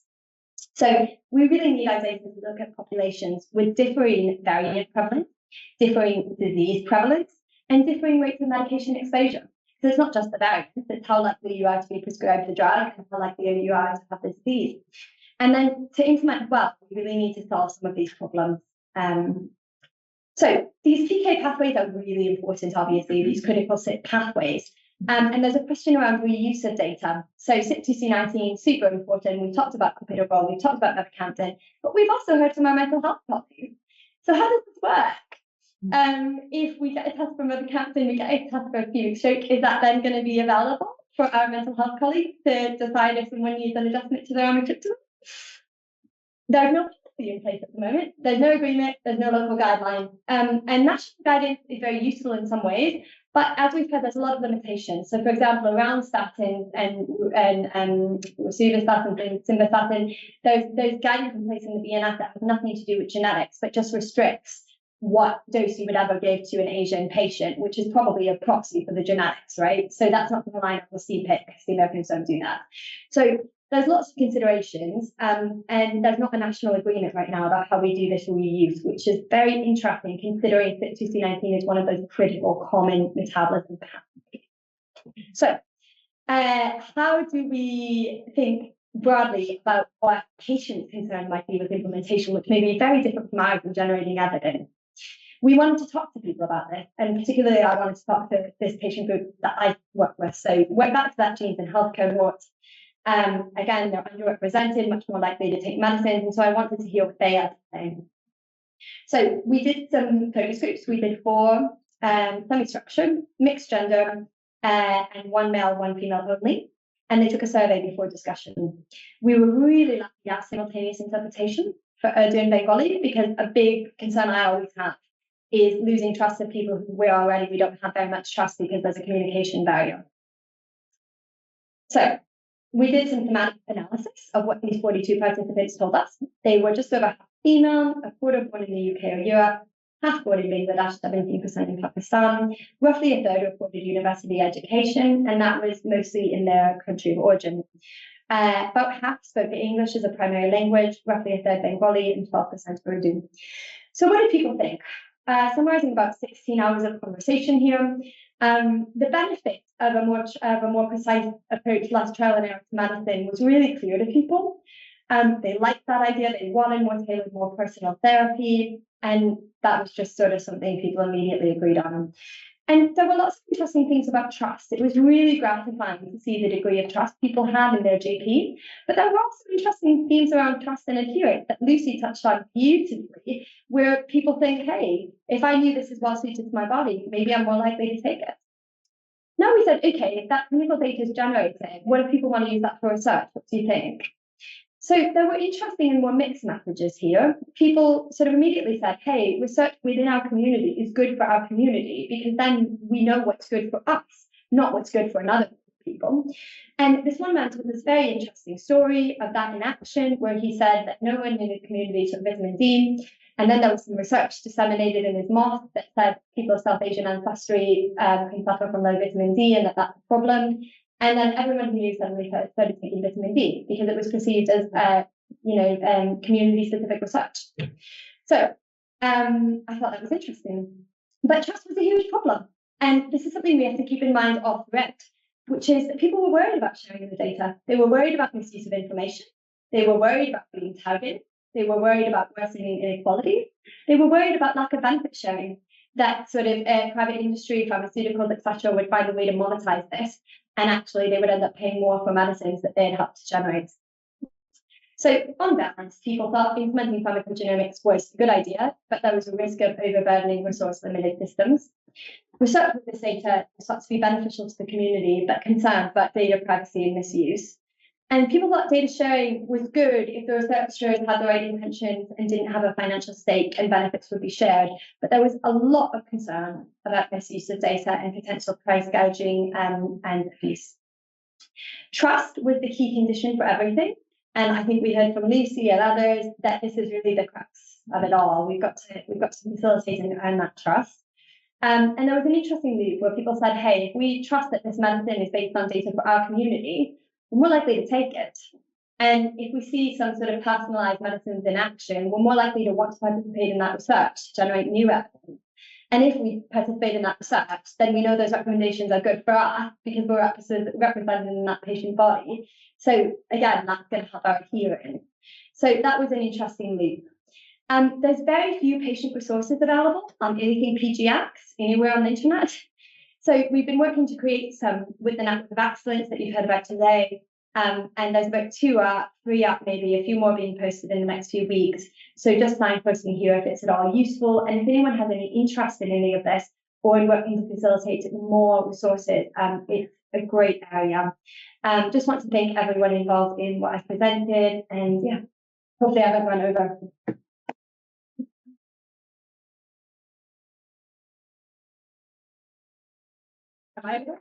Do you want questions now? Questions later? Questions now. Anyone have a question? Hi, thank you for the presentation. I think I recorded you, I think you're on 45, but you're really thank you. So it's really interesting about I work in prescription around personalisation of treatment and tailoring to the individual. And I can completely imagine that actually when you have a conversation with someone around doing this testing as the means of tailoring it to them as a person, not the general their reward or general condition, that could improve adherence. The one thing I was thinking about is, do you think have you an experience of does that actually then lead to a reduction in reporting of side effects and problems? Because if the person thinks that there's 10 medicines and you've done this genetic test saying that this is the best thing for you, etc., do they then think, okay, well, if I go to choice number 2, then things are going to be worse, they're going to feel worse, and kind of respond? Yeah, as well. It's such an important point. So right now, the behavioural effects of the intervention and testing and the effects of the actual PGX test and guided dose are super mixed up, and we don't have a good way of pulling them apart. So, of course, the PREPARE trial showed a reduction in adverse drug events across prospective genotyping for 12 gene panel over a year, 1/3 to 30% reduction in ADR, but it wasn't blinded. And the effect was seen in the iron where there wasn't intervention variant.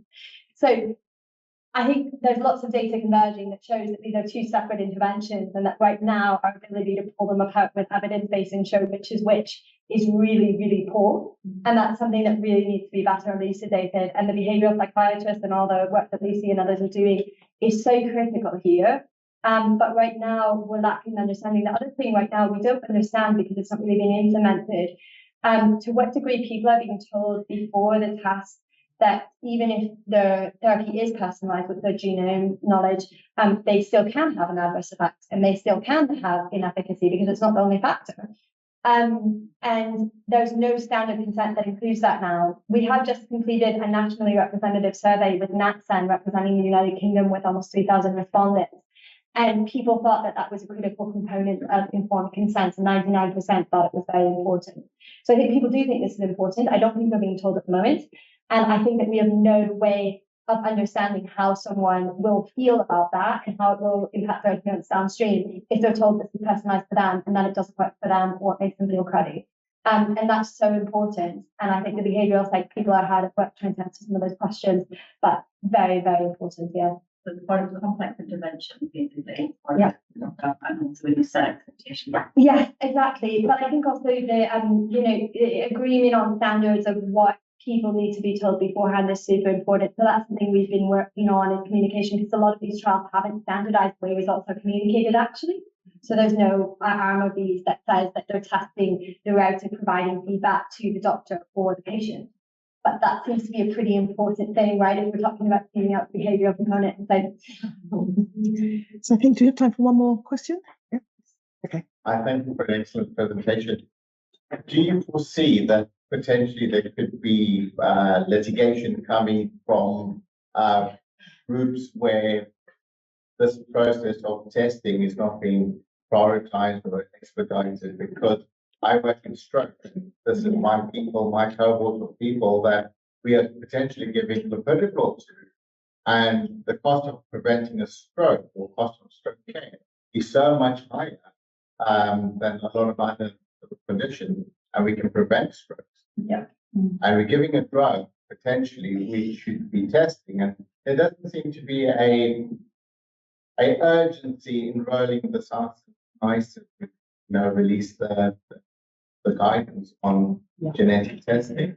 So would we end up in a position where, like Hawaii, where there was litigation potentially coming? I very much think so. We should talk. Yeah. Yeah, I very, very much think so, because the data's all out.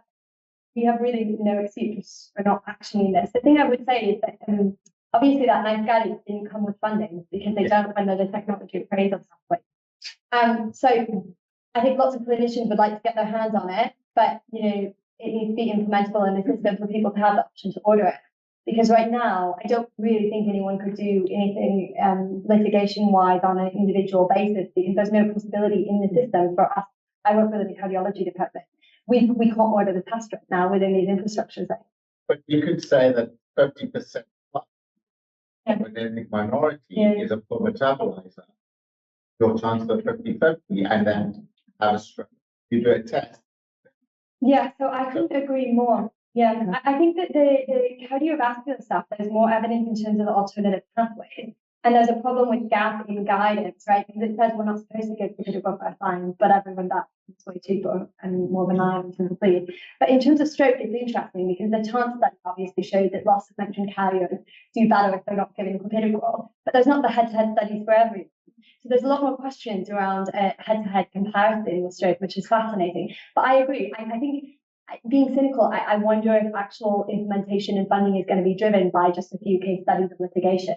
I think it's probable, if I'm honest. But Thanks. Thank you. So thank you very much, Tim. That's fantastic. So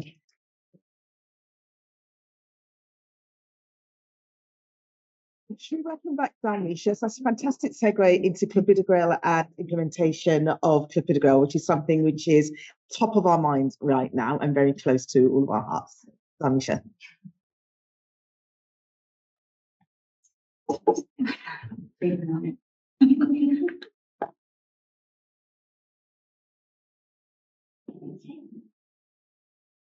So I am going to talk about the path and governance consideration. So just to break down a few elements about implementing CYP2C9 testing into NHS systems. So why focus on CYP2C19 for this session? Well, Emma's gone through about the role of Hampton and the fact that the information came out around about CYP2C19 testing as part of their dosing recommendations. And then moving on from that, just within less than a year, we had in 31st of July 2024, we had CYP2C19 testing genotype clopidogrel in ischemic stroke and transient ischemic attacks. So there's obviously something going on here, and it's really important to have this on our radar, even though that this was a diagnostic guidance. It didn't come with commissioning, but we'll see how it kind of rolls out. But it's important to start thinking about the questions we need to ask, that when we're ready to implement, what do we need to do in order to get that going? So in terms of the learning objectives, I'm going to go through the role of CYP2C19 testing in clopidogrel, the methods of how testing can occur and implemented into systems, and the limitations of testing. And that needs to be considered even at a local level, and to think about the key governance considerations, and also again about the awareness of resources, which I'll reiterate. So I won't go over this too much, but CYP2C19 gene, which is always in italics, it's in the gene, and codes for the enzyme CYP2C19. So it's involved in the metabolism of many drugs, and it's located on chromosome 10 in the long arm and in position 10. It was first identified, or the first variant was identified in 1994, related to a poor metabolized status called the STAR2 allele. And since then, 35 CYP2C19 variants have been identified. And with clopidogrel, as Emma's gone through, it's a prodrug requiring hepatic bioactivation, and CYP2C19 is the most important enzyme within this pathway in terms of activating clopidogrel into its active metabolite for its action as an antiplatelet drug. Everyone inherits two alleles, one from each parent. So an allele can be defined as gain of function, which is increased enzyme activity, or loss of function, and each allele is given a star number to simplify the nomenclature that we use in laboratories. And it's a combination of alleles that we are interested in. So it's a co-dominant phenotype that we are interested in. And it's highly polymorphic, and as Emma has described really eloquently, and there's huge variations within ancestry, particularly those in the Oceanian populations in the states, Central Asia, and you look at the red segments. In terms of the evidence, in particular with a focus to ischemic stroke, the first paper that published around loss of function alleles in 2013 by a Chinese research group, and since then, majority of the papers have actually been predominantly from China because East Asia is a high predominance for metabolizers. All of the studies are either post-hoc analysis of randomized control studies or observational or retrospective studies. And majority of them, as I said, from China, but there is one paper from the UK, from Hillen et al., which was a UK biobank study in which they recruited 7,477 patients for the biobank. And when they looked into the data, there were 110 individuals that had CYP2C19 testing and had loss of function alleles, and they identified that those who are poor metabolizers have an excess risk of 7% of it developing an ischemic stroke across their lifetime. So there's data to say that there is importance of identifying those who have loss of function in terms of their primary outcome in having ischemic stroke after being treated with clopidogrel. The summary of product characteristics, which Rachel mentioned, there's so much information in there if you have a look, particularly in sections 4.4 around special precautions around clopidogrel. It explains about poor metabolizers, and that they even stipulate there are tests that are available to identify a patient's genotype. Though it doesn't go into the dose, it does mention it as a portion. With respect to the NICE diagnostic guide that came out on 31st of July, its recommendation was positive, but because it's a diagnostic guidance, it means that this particular NICE guidance does not mandate the NHS to implement the testing or the implementation of an intervention. However, it does say that genetic testing in patients who had a stroke, it can be an effective tool in assessing whether clopidogrel is an appropriate treatment to prevent further stroke. So they understand the importance of it, even though it doesn't come with that commission backing. So how do we test? So as set out within the NICE diagnostic guidance, it stipulates 3 different approaches. The first choice is laboratory testing. So they did compare that. What would it look like if it was done by the Genomic Laboratory Hub? So this will normally require a blood test. It's a potentially a wide range of alleles that can be detected. We don't know what they can test at the moment or they will test. And the sample must be transported to the laboratory. So that's why you've got that longer turnaround time. And you're assuming here gold standard accuracy. The gene drive test is the second choice, with the genomatics as the third choice. And these are both point of care testing at the patient's bedside, and it takes 1 hour for the results to come back. The reason why gene drive was chosen as the second option, I believe, is due to the fact that genomatics is a freezer-line product, and where this cartridge is exception to be stored in the freezer. They both have really high accuracy and sensitivity and specificity, and the gene drive tests a few different alleles. So you've got 3 different options that they are stipulating here.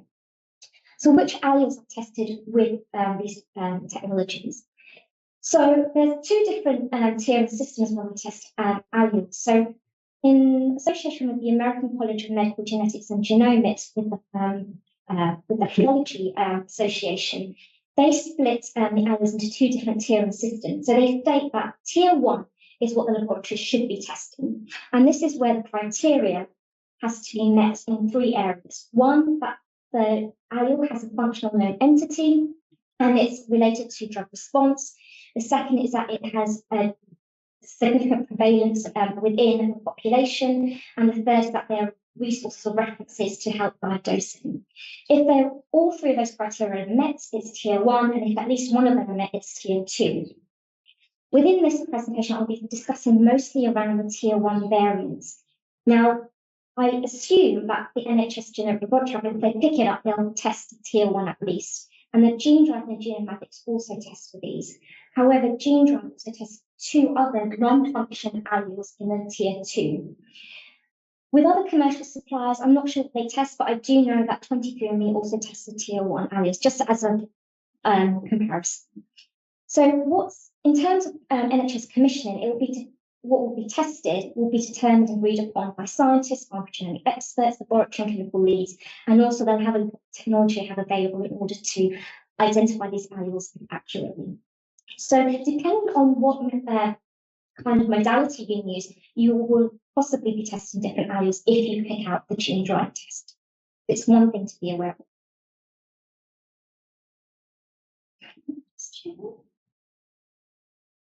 The other thing is that with laboratory testing, it comes with a caveat in the NICE guidelines. It states that the use of laboratory testing will be done as a phased rollout, with testing initially offered typically with a higher risk of stroke. Now, unfortunately, I don't have information which variants will be tested or which pilot sites are going to be selected, but what I do know is that they will be looking at the laboratory testing approach alongside a point of care testing approach, and be comparing and contrasting within this type element. And hopefully the use of laboratory testing will be commissioned. But once we have that information, we'll be able to send that information on to clinical leads. In terms of implementation and governance, I'll be focusing on these 6 main areas about gathering institutional support, right down to patient information. But underpinning all of this is around education and training, because in order to implement it, we need to be able to know what questions we need to ask in order to do this safely. So I've split it up in this section. So step 1 is to gather your institutional support. And this is where, if you want to implement pharmacogenetic testing, and this is not just for clopidogrel and 6-TC19, but in general, you want to know who your stakeholders are at your local level. And you'd want to involve, for example, clopidogrel, your stroke and cardiovascular teams, your doctors, your nurses, and your clinicians working within that area, such as lead pharmacists. If you are thinking about that point of care and testing that you may want to do, because you've got some research funding, we have a grant, charity funding that you can implement that with, you will need to get in contact with the pathology department as well, because they'll want to know about what's happening. And also, if you have access to pharmacologists, then it'd be useful to have them around the table as well. So you really need to set up your key statements. Also, patients, you need to reach out to them. So if you have a patient on the panel, it'd be good to link up with them. So data suggests that pharmacogenetic services are primarily led by pharmacy, but for successful and sustainable implementation, you do need that buy-in from your consultants and doctors. So when you go away and you go back to your stroke and cardiovascular clinicians, it'd be interesting to see what they think about this NICE technology guidance and what they think about implementing it, because they carry a majority of the prescribing. Implementation support, you have us as GMSA pharmacists as your subject experts, and we are actually working or have meetings with ICB leads to have this guidance on their radar. This is coming, so we have a kind of connection with that, so we know how we can help support local implementation. And then you need to start thinking, what questions do you need to ask when you are implementing pharmacogenetic testing? So for this particular guideline, who are you going to test? The guideline states those who have just had a stroke or a TIA. It does not consider those for retrospective testing, and it does mention about children can be considered where clinically appropriate. Now, it's interesting that the majority of the data for pediatrics is extrapolated from adults, so there is a research gap around that, just to be aware. So when and where to test, you don't want to delay treatment. So if it's a poor metabolizer, you may want to just treat and then change treatment later. What do you think is the safest approach? And what would you do if it's acute stroke ward? Would you do that after discharge? You know, those questions about your local pathway is important. Shared decision making, how would that come about with your patients? Would it be consent, reciprocity? Would you get family members involved? What's your clinical pathway look like? And is there any links with GP or primary care? Or do you feel like they're not ready for this right now? We just need to keep it in-house. And then what are the implications for other drugs? So we've mentioned this a lot across different clinical presentations that we've had, especially with these drugs, which are strongly linked to 6-TC19 and dosing and selecting alternative treatments. But also, this NICE technology guidelines focuses on clopidogrel indication for stroke, but we know it's used for lots of other areas where there's stronger evidence for acute STEMI, non-STEMI, PCIs, and also for ongoing secondary prevention. So once you've gathered your institutional support, you know what kind of questions you want to ask, and you may have some more questions as well, depending on your local pathway. You then need to start thinking about your impact assessment. Now, the NICE guidelines have produced a spreadsheet to look at capacity and number of patients to treat, but some may feel that doesn't go far enough in terms of your local pathway. So I kind of broke this up, and you'll have more things that you may want to consider. But if I was implementing it, I would want to think about the laboratory. Do they have the capacity to test? What is their turnaround time? And if I am sending it to the laboratory rather than doing a point of care test, I then need to transport that sample. And would that have an impact on the turnaround time? What does my pathway look like? And if I implement CYP2C19, would it be disruptive? And what does my formulary say? Is that linked in with the ICBs? And do we have any UK-based guidelines? And if not, what would I do? And if I do, if there are UK guidelines, would I want to adapt them for local implementation because we do something a little bit different? Harms versus benefits. So if you're doing pharmacogenetic testing and you have an alternative drug that you need to prescribe, but it increases the risk of bleeding, what are the other unintended consequences that you can think of? Also, is the cost of implementation greater than the cost of benefit, particularly in respect to your patient demographic? So we have one question from a clinician stating, well, we have a very wide population group of white European Caucasians, but it's more effective in South Asian. So do we just pick out those individuals only where we know that testing is going to be benefit? Would that then have an impact on equity of access to testing? And then the patient, what patient information are you going to give? And also, what about the non-genetic factors? So CYP2C19 metabolite levels are also lower when patients have high BMI indexes or who have diabetes. So you need to consider that as well. And then you have to think about data sharing. And then importantly, if you implement all of this, do you need to create a new role within your institution? Someone who can work within genomics or can be your subject matter expert at a local level or to help implement this. The second element is then you've decided all that, yeah, let's go ahead, we're going to do a point of care test, we're going to go to the laboratory testing, what do we do? And within stroke, you have a diagnosis and you want to prescribe the medicine. So the turnaround time is important to consider at this particular moment in time. But the element here is that you've got balance between when you want to treat and when you have a medication prescribed. So you really want to think about the modality of testing that you want to do and how is it, and maybe also use a multi-modality approach. So you might have some genomic laboratory testing for some cohort of patients where it may not be so urgent, such as your Mammary-Hampton patients, but for your stroke, you definitely go down the point of care testing. Then just to complicate things a little bit further, how do you integrate your CYP2C19 data into systems? And especially around storage and privacy, and making sure that the information flows. At national level, I know that they're trying to do SNOMED CT codes for lipid and metabolized data flow. It's standardized, but there's a lot to discuss and to think about how you would use your interfaces between the laboratory to the clinical setting and to ensure that you have the result available where every healthcare profession can see it. For example, if you had a stroke patient and then they need to see a psychiatrist because they have depression based after their diagnosis and you want to prescribe an antidepressant, then maybe the psychiatrist may want to see that result as well. And this all comes on the back of the fact that at the moment, our laboratory results PDF uploads. So it's not a direct interface system that we have. And I know at national level, they're probably working on this. We're going to be looking a lot about resources in the workshop, and we've heard a lot about this as well, and you get a chance to explore them, navigate through them in the workshop. Ones that we'll be looking at is genomes. So there's a CYP2C19 information. It's a just-in-time resource developed by NHS England with the National Genomics Education Programme.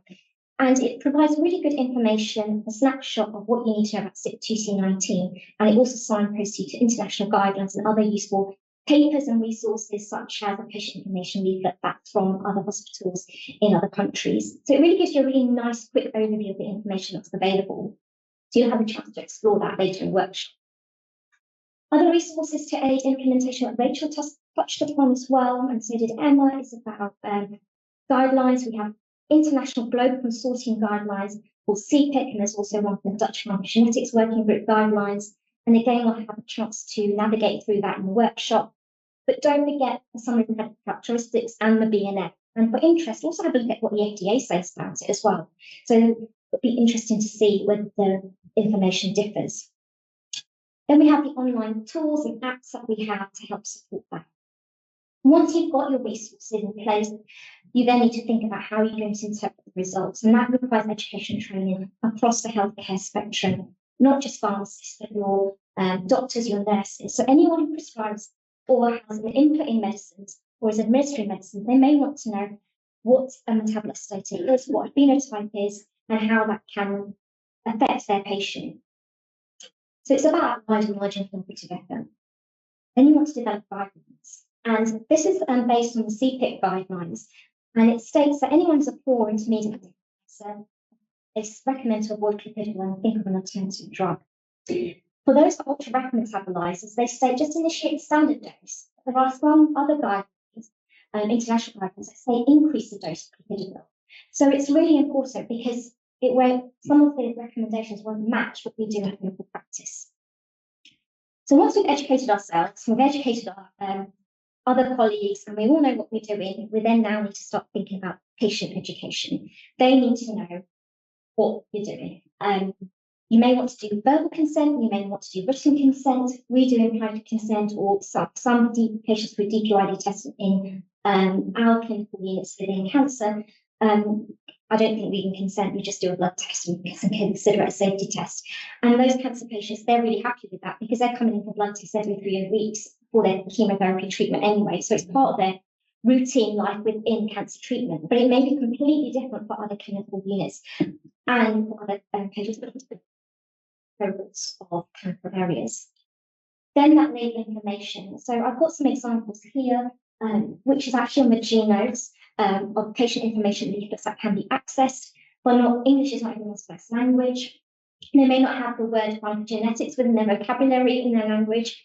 So I really feel that pharmacogenetics are a very visual kind of role where you can use video. So you really need something that's more interactive, particularly for those language barriers.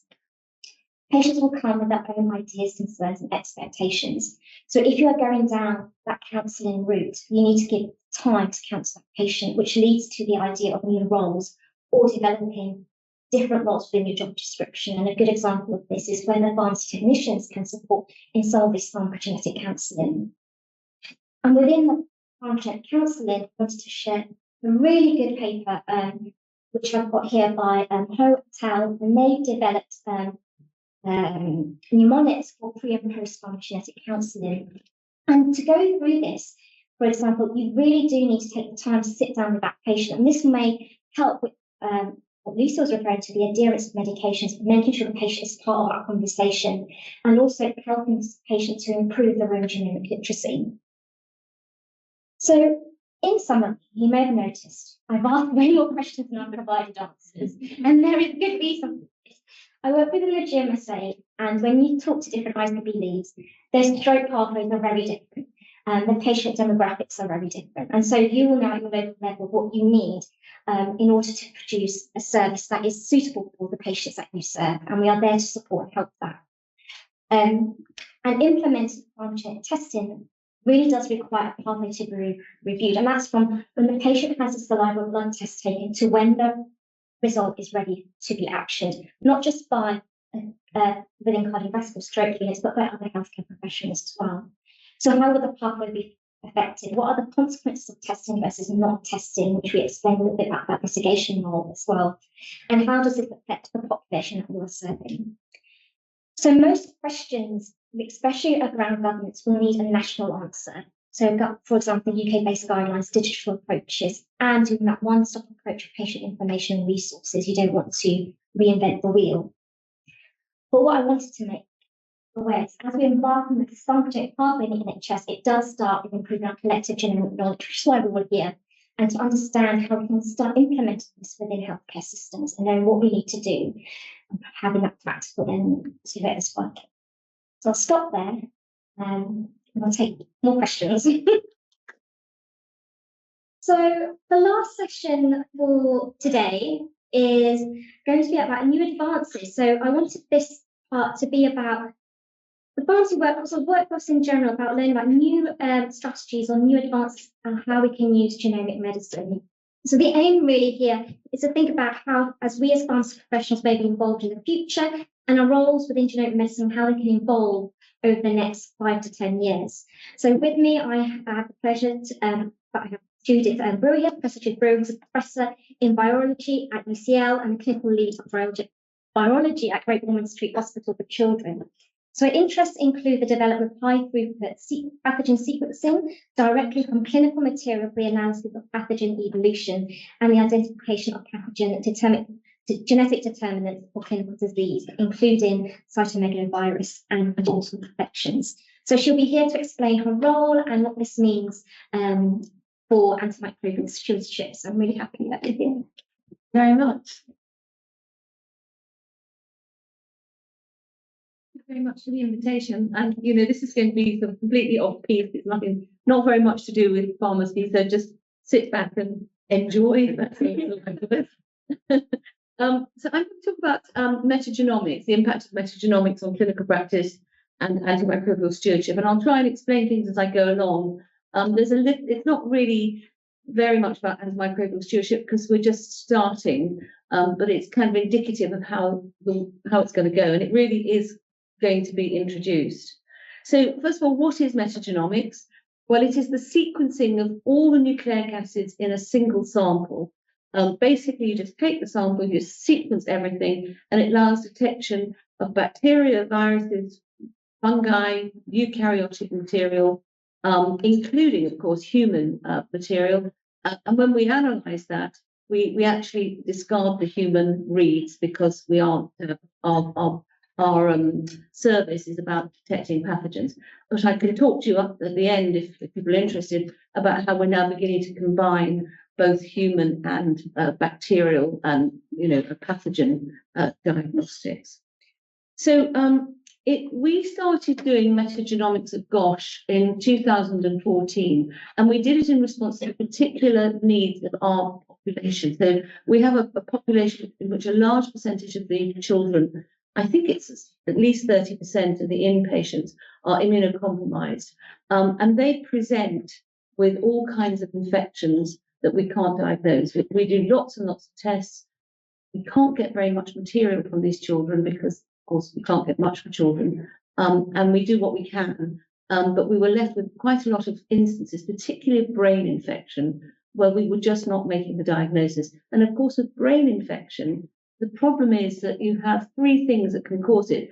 There's infection, or encephalitis can be caused by infection, it can be caused by inflammation, and it can be caused by toxicity. And of course, they're all on the sorts of drugs that will cause toxicity, cyclophosphamide, etc. They all have sort of underlying weird immunodeficiency, many of them, which can cause inflammation. And then there's a question of infection. Of course, as you will all know, treating inflammation is contraindicated with immunosuppressive drugs, is really not what you want to do if there's infection there. So we were faced with these conundrum. So we set the service up to detect infections that were not identified by standard methods, which is essentially PCR, and to exclude infection as, of course, for encephalitis, which would then allow us to say to the clinical team, you are able to use immunosuppressive drugs that you're not going to risk worsening the problem. And to improve, ultimately, we want to improve the speed and the performance of this service. And I'm not going to go into that, but I can answer questions at the end. So I'm talking about the metagenomics service we have now. So why metagenomics for encephalitis? Well, we have the number of cases is about 5 per 100,000 population, but obviously higher in the immunocompromised. We have about 6,000 cases per year in the UK, and 50% of cases remain without a diagnosis. So we know there's a large portion that have an autoimmune component. There are some which we all know about, like herpes encephalitis and things like that, but 50% remain undiagnosed even after all the tests have been done. So we have set up a service at GOSH, and just this year we have got UCAS accreditation for that service, or it's pending, it's happening, it's going to be in October. We're going to have it finalised. And that's the first in the UK to have first metagenomics service in the UK to be UCAS accredited. And we have a website, and people can go on it and they can see what samples we do and what service we offer. And it's quite expensive. So people, sometimes look at it and say, well, we don't want that. But then when you're faced with having to make a decision without a precise diagnosis, it's the same for any precision medicine thing. We need to know what's going on before we can actually use the relevant drugs. So just to quickly go through the parameters, we have had very strict workflow parameters. We know the limit of detection for all our pathogens. We have controls at every stage of the game. You can imagine if you're sequencing everything, it's very easy to get contamination from the environment or from kit, from PCR or from extraction products. They've all got their own bacteria, flora, and viral flora within the kits that we all use. So we have to have controls, and we have a very good classifier, which means that when we get a result out of a bunch of nucleic acids, you can map it to a database. We have a very good database that we've curated, but we also have something that gives us very high probability. It says this is highly likely to be X. So we don't allow for cross mapping, which for those of you who do genomics may understand what I mean. You get the wrong thing being called because it's a little bit like you get strep pneumoniae being called group A strep because it's a little bit like the similar genomics. We have standard reporting criteria where we take account of the contamination. So I've mentioned that there are contaminants. We have a way of excluding those as the cause. And we also have criteria for reporting when we think something is positive. And then finally, when we think we've got a certain number of genetic reads, I'm hoping you all understand what I mean, which we think have been identified as something, we then take the genome that we think we've got and we map the whole lot to that genome, and that sometimes produces more genetic sequence and allows us to get as you can see across here, to get a sequence across the genome. So we've been doing this now for 10 years, and these are just some of the pathogens that we've identified. So it's all classes of pathogens, but you'll note that in encephalitis, the majority that we're finding are viruses. And viruses are quite hard to detect, and I'll mention that in a minute. And so we have to use very quite deep sequencing, and we now have made sure that our methods are tuned to picking up the viruses because they will pick up everything. It will pick up everything else at the same time. But what I would say is that where we find a virus, very often that person is on a whole host of antibiotics as well. So nobody knows what's going on. They've put them on all the antibiotics and antivirals. They're always on anti-HSV drugs and broad spectrum antibiotics. So almost immediately you can see that once we found a virus, now our clinical teams are confident enough that they will stop the antibiotics and just go with the virus. And I'm not going to talk about, but this has spawned a whole new approach now where we are now experimentally using antivirals in these situations to treat repurposing antivirals, rather like we all did in SARS. But repurposing them to treat brain infections with some success. So that's a whole different area. So we audited our results, and we did it on 60 GOSH patients who were for whom we had a lot of information. We get now samples, about 50% come from all over the world actually now, but 50% are from GOSH.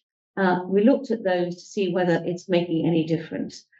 So we have the way it works is shown here. At GOSH, someone thinks there's a diagnosis of encephalitis is made. It's discussed with the team. They bring it to the NeuroID MDT. We discuss it. We recommend metagenomics. Actually, that doesn't happen anymore because everybody just goes for metagenomics now. We don't actually bother discussing anymore whether to have metagenomics. Everybody's so familiar with it that they just request it most of the time. When the results come through, we discuss it as a group within the lab and we decide what the results are. And then at the MDT, it gets discussed with the clinical team and a whole bunch of experts, radiologists, ID, immunology, cancer, whoever. And the purpose of that is that often the decisions that are made on the basis of the results are very difficult. Experimental antivirals, so we want to be sure that we all agree that these should be given. Most of them are not with too many side effects, but we need to be sure that we all agree because there's no data to support them other than our own data. Withdrawal of treatment is another thing that we do. If you find a brain stuffed full of a virus that you can't treat, then the decision is made that the heroic, immunosuppressive treatment that was being lined up for this child is then withdrawn, maybe withdrawn, and palliative care maybe. So there's a lot of quite difficult decisions, which it's better to take as a group. So it's all discussed at the MDT. And we discuss people who've referred in patients as well. So we have conference calls all over the world now with people who've referred in patients. So just to show you what our rate of detection is, if you look in brain and CSF, you can see that we detect pathogens in about 30% of the brain samples. We get brain biopsies, and then a lower percentage of the CSF. So brain biopsy is the best sample, and as I say, 30%. These are pathogens that were not previously known about, and detected in 30% of brain samples. And just to add at this point that we now have 11 cases where the pathogen was only present in brain and not detected in any other compartment, including CSF. So our pathway at GOSH has now changed, and we recommend that people come to metagenomics early. They have a CSF metagenomics. If that is negative, an infection is still on the cards, hasn't been excluded, they go to brain biopsy. And I think we've had, I don't know, Sophie, we've had hundreds of brain biopsies. I mean, over 200 brain biopsies, well over, I think, probably getting over 300 brain biopsies, with no complications except in one case, and that was salvageable. So it's actually a much safer procedure than you might imagine. And then by immune status, you can see that the detection is much higher if you're immunocompromised. So the indication for this, for a really thorough metagenomics, yes, we can do it in patients with encephalitis who are immunocompetent, but actually there are going to be better ways, and I'm going to talk about now, of looking at those patients. But if you have an immunocompromised person with potentially a brain infection that has not been diagnosed, I would say that you really must get metagenomics these days, because it really has changed practice for us. So just to summarize, in 25% of cases, we found a previously missed pathogen. That rose to 33% of cases in the immunocompromised. We were able to detect this pathogen ante-mortem in 97%, which meant we were able to intervene. Changed management in 74% of cases, but 92% of cases in which the patient was immunocompromised. And overall, we've now done well over 300 cases. We've identified 6 new causes of encephalitis that were not previously described. And I mentioned there are 11 cases now where it was only found in the CNS. And that includes, cases now in adults that we're finding. This is mostly in children. 2 weeks ago, I had a case of herpes encephalitis that hadn't been diagnosed in somebody for various reasons. And then before that, we've had a case of dengue, which is causing all kinds of interesting stir, which was just present in the brain and not anywhere else. So that's our service at GOSH. But you can imagine that the use of antibiotics is not huge in encephalitis. It's not a huge problem. It's a real problem, but it's not the main area that antibiotics are being used. It is making a difference to the use of antibiotics, but it's not going to make a difference in the end to resistance, I would imagine. So where I think things will change is work that has been developed at Guy's and St Thomas's Hospital, where they've developed a rapid metagenomics service. Now, ours has a 4 to 5 day turnaround because it's very detailed. It uses an Illumina platform, and as everybody knows, Illumina sequencing takes time. This one uses a nanopore, and I don't know if you've heard of nanopore, but it can be done on literally on something the size of a glass slide, actually, and it can be very rapid. You need to know what you're doing, and Guy's and St Thomas's have done a great job about benchmarking this and working out how it works. But essentially, they can get a result within 6 hours of a detection of pathogens, and then they go on to 24 hours for further detection and antimicrobial resistance. But you can actually, in the same working day, detect something that's at high level. Now, they've deliberately not set it to be very sensitive. Nanopore is not a very sensitive method at the moment. It requires you to deplete all the human DNA, so it is a problem, and RNA. So whereas our method now can be combined with looking at germline mutations, which we're starting to do as well as so pharmacogenomics, we can actually do it in the same sample. We're just starting to look at that. And we can also look at transcriptomics in the same sample. So if someone says this expression of this gene is associated with a worse outcome, we should be able to do that within the same sample. You cannot do that with nanopore because you have to deplete all the human nucleic acid in order to improve sensitivity.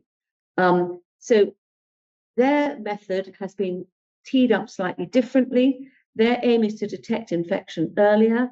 It has a fast turnaround time, and it detects bacteria and fungi, eukaryotic organisms, very well. Not so great on viruses, possibly getting better, but it's not as sensitive for viruses. But then in respiratory infections in the ITU, viruses are important, but they're not, you really want to know about what the resistance is doing. Fast, a readout at 2 hours, which is actually 6 hours after the sample was taken, so after 2 hours of sequencing. It's cheaper if you have 8 or fewer samples. Illumina is cheaper if you have large numbers of samples, but in most of our labs, we're looking at small numbers. It has been partly rolled out because of the need for surveillance of pathogens of high consequence, and that has been the impetus for backing this, and it's now being funded by NHS England as a trial of this methodology in 10 centres, on the basis that we might detect the next pandemic pathogen. Bit debatable because the viruses are not as sensitive, but let's see. The pipeline rollout is being tested over the winter, let's just say 24-25. And as I mentioned, host transcriptomics and germline mutations are not possible, but there is the potential for faster AMR detection. Most AMR detection takes at least 24, but if not, usually 48 hours of culture. This potentially could read out in 24 hours, although there's a lot of work to be done to understand precisely the genomic correlates, the mutations that are associated with resistance. So no need to read this, but this just shows you that this is the sensitivity and specificity. If you have different microbial abundances, so more background microbes, less sensitivity because you're just sequencing a lot of other rubbish. So, someone who's got a really mucky sputum is going to be less difficult, less easy to interpret, and better sensitivity and specificity with time as you move from left to right. You can see the sensitivity and specificity goes up. And this is in comparison to culture. It's basically showing that it's not too bad. And given that it's 24 hours earlier, at least, than most cultures, that might be something important. There's no data. The problem with this method is there's very little data on the limit of detection for bacteria, and certainly viruses with a CT level of less than 30 are not well picked up, or not reliably picked up. If you're interested in viral infections, and we may be if we're looking for the next pandemic. So that's something we need to think about. And so far, there's no health economic data. This is being done in conjunction at the moment with standard of care. Obviously, if we were to make this the first line thing, that would have to happen for it to be cost effective, I think. You get a report, and it reports out on the organisms where the numbers of genetic reads are high. You can see that in this case it was Staph aureus and E. coli. There is an internal control, which is tobacco mosaic virus, not a virus that's found in you and me, but good as a control. And here you can see this one has a coronavirus as well. And this is all worked out in relation to the negative control, in relation to microbial abundance, and there's an algorithm for interpreting this. So it's relatively simple. It's rather like when you're a microbiologist and you first look at a microbial culture plate. I don't know if any of you have been into a microbiology laboratory and seen a respiratory culture. It's absolutely full of everything. It looks very mucky, and you have to be quite skilled to work out unless it's actually overgrown with something. You basically have to, that's the skill of being a microbiologist, is actually working out what you're looking at and what's important. So just to wrap up from the published data, GSTT have done quite extensive analysis of how useful this is, and they have shown that there is both de-escalation and escalation of antibiotics based on the results of respiratory metagenomics. And some of the antibiotics that have been stopped, you can see, are quite significant ones. Meropenem, I think everybody's always trying to stop meropenem, various others. And again, but having said that, they also started meropenem on the basis of antibiotics. To summarize, the turnaround time was about 1 day, and they had 3 samples a day being analyzed. The sensitivity versus culture was 92%, the specificity was 82%, so, pretty good. They found a previously missed pathogen in 13%, so this was a pathogen that had not been previously detected, and they detected resistance genes early in 5 out of 110. We have a very specialized SPR who's got a lot of knowledge of antimicrobial resistance, who's a clinical fellow in our lab, and he tells me that there's a long way to go before we can use this for antimicrobial resistance. So it's going in the right direction, but really you can't necessarily rely on it. And they calculated that it impacted 80% of the results contributed to clinical decision. That included reassuring the physicians, reassuring the clinical team. So they counted that as one of the things.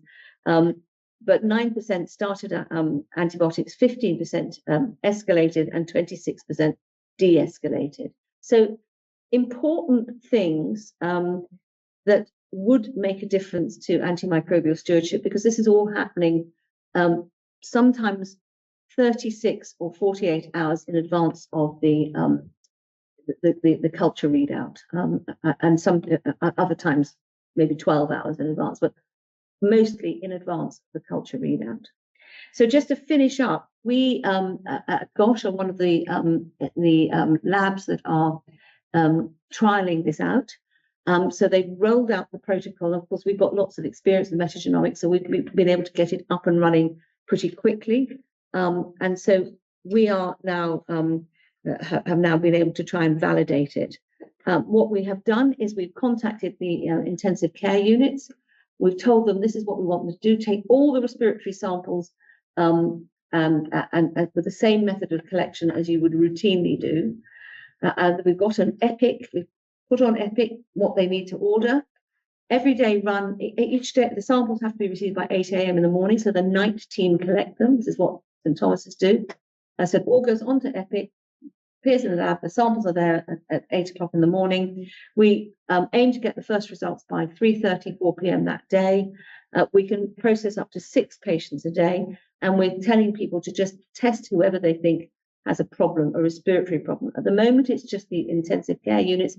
We have a big cystic fibrosis cohort, and I know those clinicians are champing at the bit to actually put, and they're the ones having bowels and things a lot, and heart-lung transplants. They're the ones having bowels a lot, and so that's the preferred specimen. So here are the specimens we've received. So we've received some bowels, which is the preferred specimen they've got at GSTT, but we're also getting nasopharyngeal aspirates, endotracheal secretions, sputum, pleural fluid, different things. So it's quite a lot of mucky samples. What we have found is that what St. Thomas's recommend is that your sensitivity and specificity is calculated by individual pathogen. So if the metagenomics has bacteria A and B and virus C, and culture has bacteria B and virus C, then metagenomics has a false positive for bacterium A, a true positive for bacterium B and virus C, and a true negative for fungi and protozoa. So that is all computed into the sensitivity and specificity. Just to give you another example, metagenomics finds bacterium A, culture has bacteria A and B and virus C, so it's a true positive for bacteria A, false negative for bacterium B, false negative for virus C, and true negative for fungal and protozoa.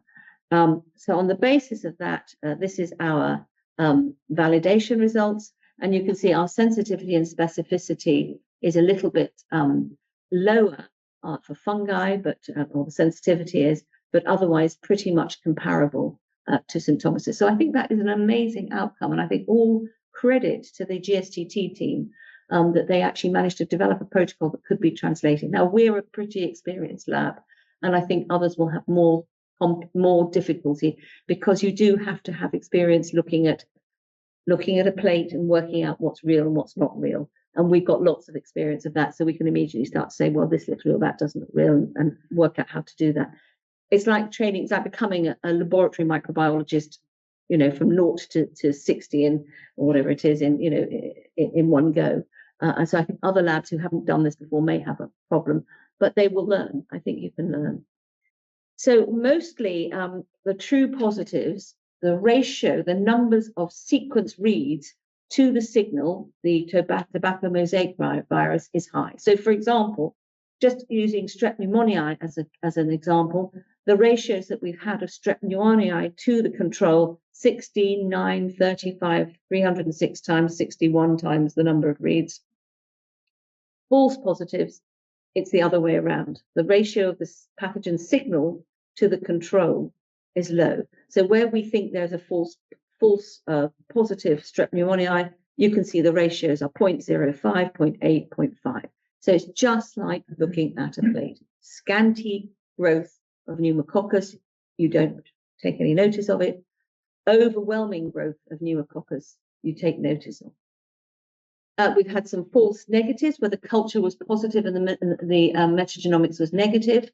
In 7 of those, the bacteria that we missed was present, but under the threshold for reporting. So that's something we need to think about.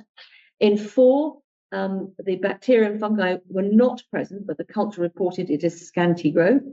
So we don't know whether that is actually significant or not.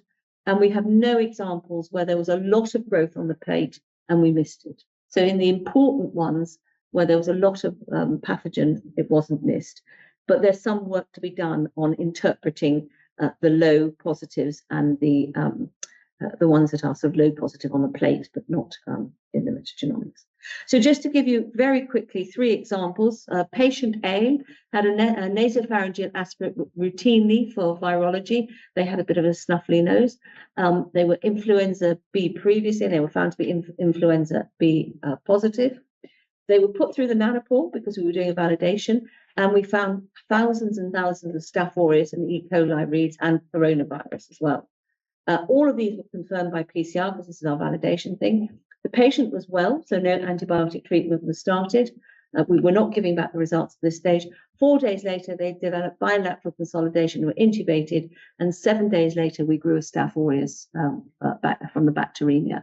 So clearly, the staph that was in their nose had caused this pneumonia. Now, the question is, if we'd found this matched staph, this was a nasopharyngeal aspirate. Clearly, if it had been a bowel, we would have treated. If you find it in a nasopharyngeal aspirate, what do you do? I mean, kids have staph in their nose.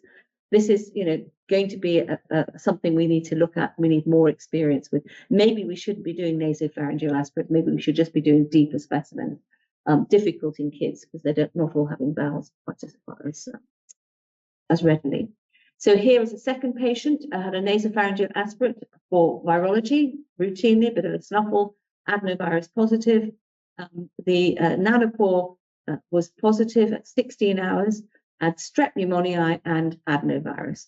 The strep pneumonia was confirmed on PCR. The patient had a febrile parisal infection, which took a long time to improve. It was all put down to the adenovirus. Could it have been the strep pneumoniae as well? That if we'd known about the strep pneumoniae, we would have investigated a little bit more to see whether that was the cause and possibly treated it. And then finally, this patient had Klebsiella pneumoniae, a readout at 2 hours, so very quickly positive. The day after the sample, so we weren't treating, got the result, we sat on it. The day after the sample collection, the patient developed respiratory distress, chest x-ray showed dense consolidation, antibiotics were started, coincident with the culture being positive. So we would have started antibiotics 24 hours earlier. we need to now measure whether this makes a difference. But you can see that we would have picked this up earlier, and it might have been better for the patients. Just to say that these are a list of the pathogens that we found at high level that were not picked up by the culture, both bacteria and viruses. And we have calculated, we didn't feed these back, but we've calculated we would have made a difference in the children in 38% of cases. Lower in children because we're less inclined to stop antibiotics in very sick children. They're not the same population as sick adults. Just to be aware that there are things that are being found that you wouldn't expect. So, for example, we keep finding Treponema whipplei, which is cause of Whipple's disease. And of course, if you find it in the gut, you treat it because it's quite a serious cause of malabsorption and gut problems. If you find it in the sputum, what does that mean? And it turns out to be common in the sputum. So it's something that doesn't grow, so we don't know it's there. But when you start doing metagenomics routinely, you're suddenly finding Treponema there. We don't know if it does anything. Obviously, it's common, and we don't know what's happening, so we're not going to do anything. So just to summarize, we have a sensitive metagenomic method for sterile sites, which detects pathogens in 33% of immunocompromised who were previously negative, and probably changes management in excess of 75%. And standard of care in GOSH now is, if you have an encephalitis, certainly an encephalitis, and increasingly a hepatitis as well, that is undiagnosed but thought to be potentially infectious, it goes to metagenomics early rather than waiting for the patient to get really sick.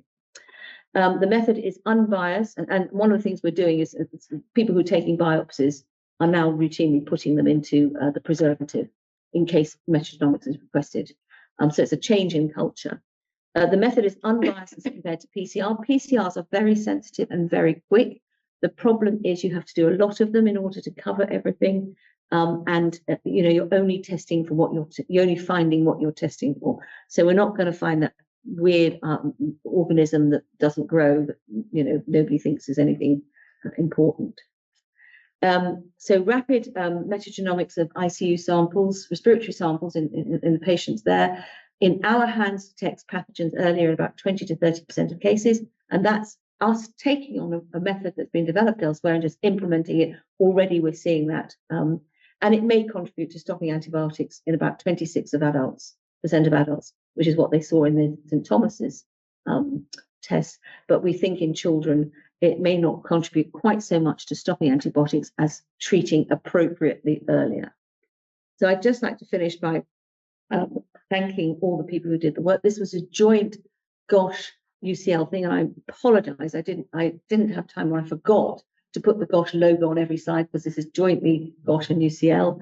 And you can see that the GOSH microbiology have been incredibly important, particularly Julianne Brown, Robbie Hammond, Angelica, I can't remember Angelica's surname, I forgot to put that on.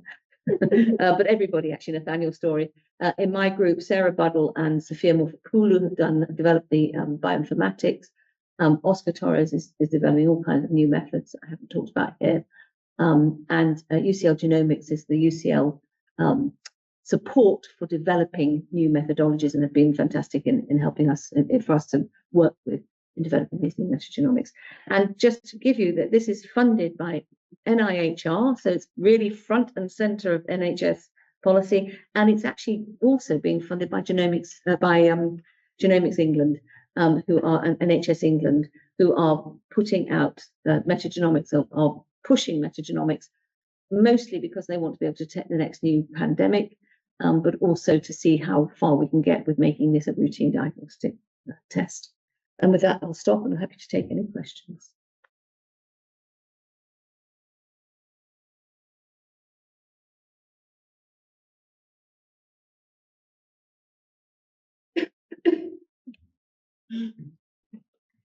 I was just interested in the biosecurity aspect and potentially diagnosing or identifying pandemics. Would that be based on the fact that we would expect if there was to be a similar pandemic, those patients to pop up in intensive care units with respiratory infections first.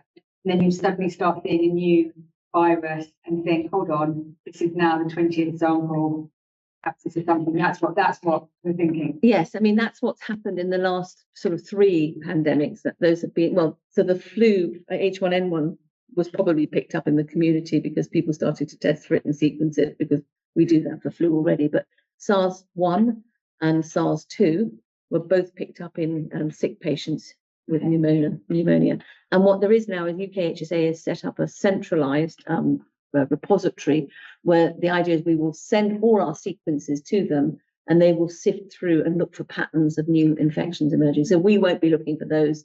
Those of us who are interested in that might say, this is interesting. Yeah. But at the moment, the idea, you're treating the patient. we're treating the patient, and the rationale for doing this, it's diagnostics for public health, essentially, making use of routine diagnostics to advance the public health agenda as well. Yeah, it should be. It works.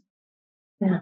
On your slide, when you mentioned there was a board president for bacteria and AIDS, would it not be possible that the petri dish isn't growing it because the patient's already been exposed to antibiotics in growing? Yes, absolutely. And so in terms of the reporting the test results, they've been very strict, and they've said, unless it's, this is in relation to culture, so they're calling it a false positive, but in reality, it will depend on how much we detect, and yes, exactly. And whether, in reality, you have to look at each patient.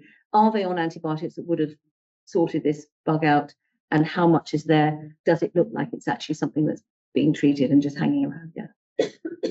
One other question. You said on that slide with the tobacco mosaic virus, you said was controlled. Was that COVID virus a control? It was 2 viruses.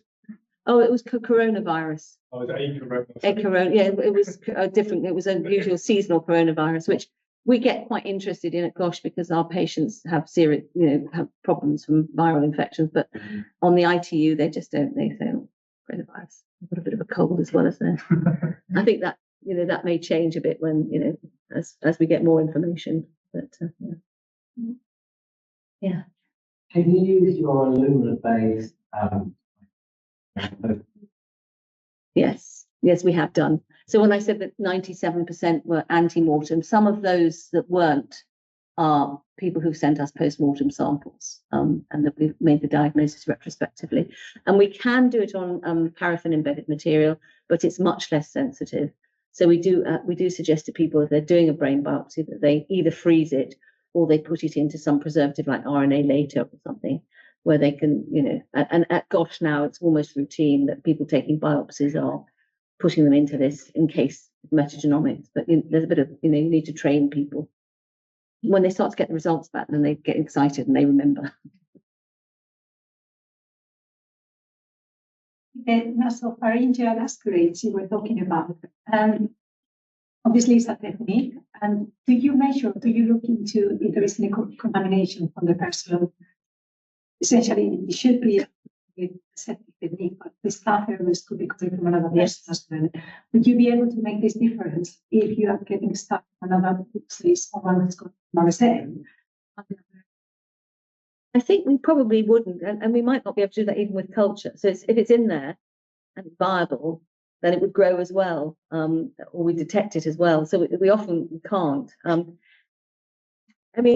We worry about contamination terribly, and there's no doubt that contamination can occur at any stage. Yeah.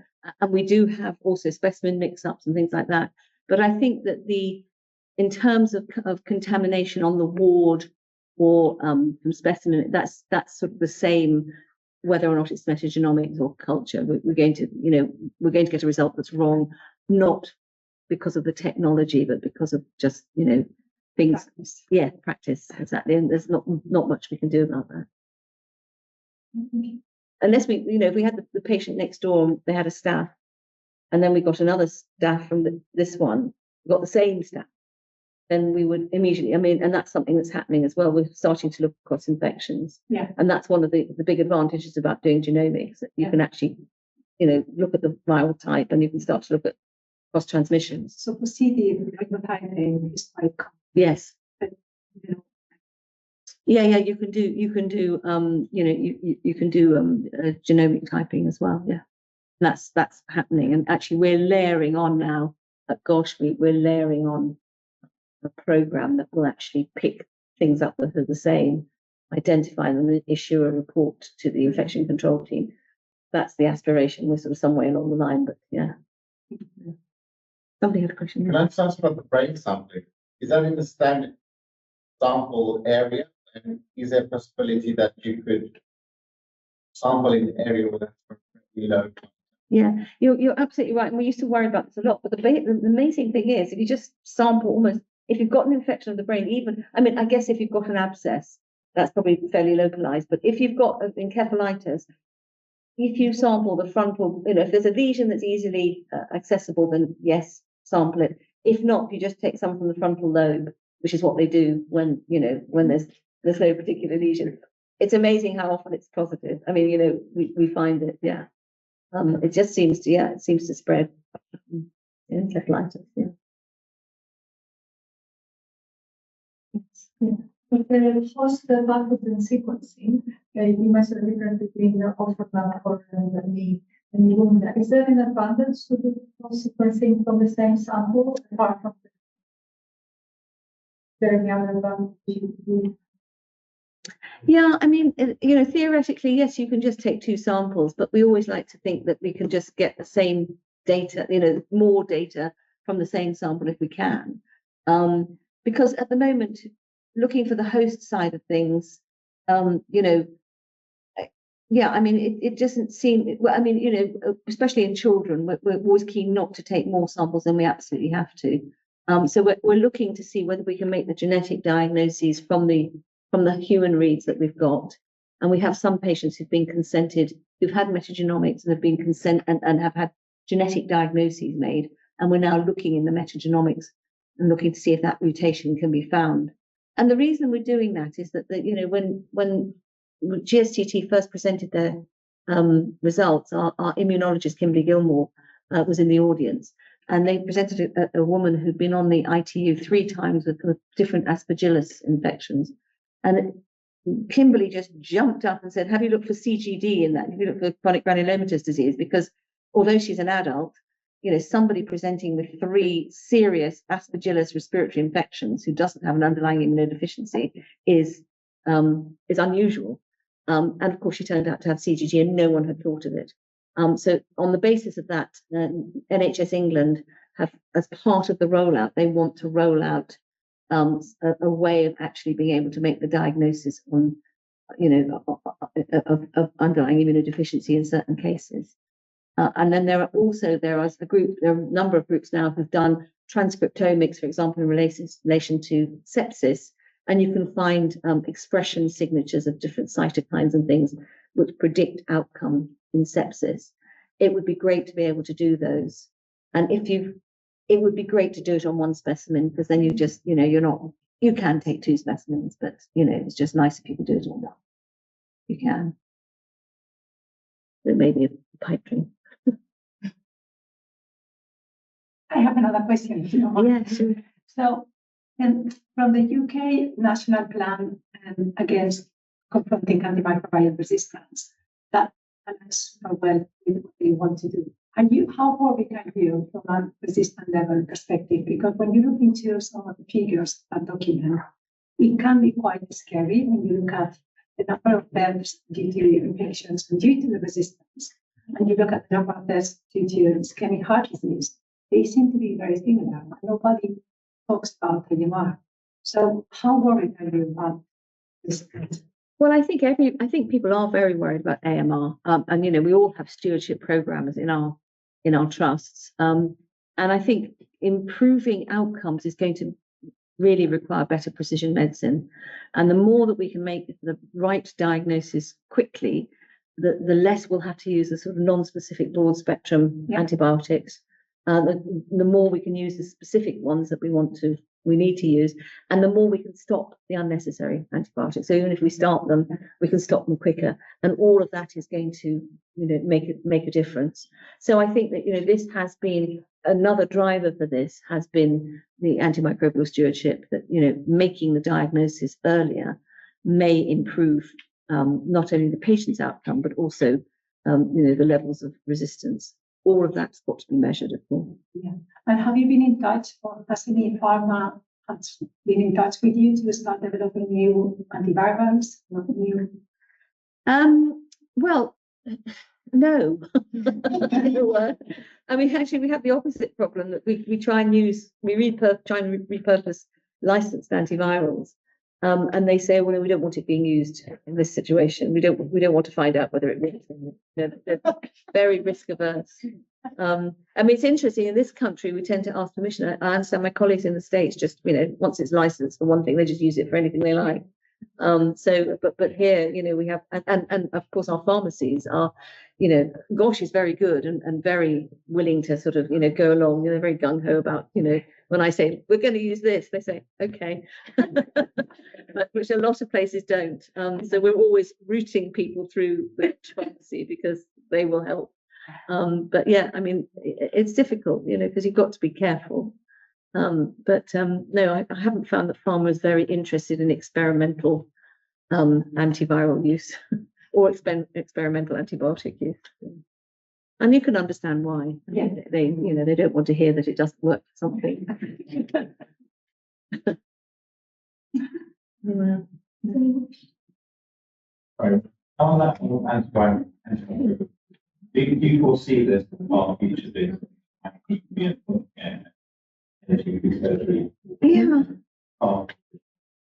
I mean, whether metagenomics will be, I don't know. I mean, I think that it's gone much faster than I would have anticipated, actually. I have to say that, this whole idea of metagenomics being rolled out into the NHS, I thought was very far-fetched until we actually started doing it. I think that it's possible that the technology will come along. I think first we have to get, really good PCRs, point of care PCR tests or lateral flow tests, like we were doing in SARS in the GP surgery, where you're basically testing for a whole series of pathogens. But on the other hand, putting on another hat, we know, for example, that for respiratory viral infections, they all have the same shaped polymerase, these RNA viruses, all of them, and that we have a number of drugs, like the ones that were used in SARS, which have activity against a lot of different viruses. I can foresee a situation, and I would like to see this in a clinical trial. I'm going to try and persuade someone to do this, where we give a certain, couple of combinations, and you just treat a snuffle. You don't bother testing to see what it is. You give them the drug. If they're in a risk group, you give them that drug, and then you measure whether that stops them ending up in hospital. So I think it may go the other way, that we actually don't bother testing for what it is.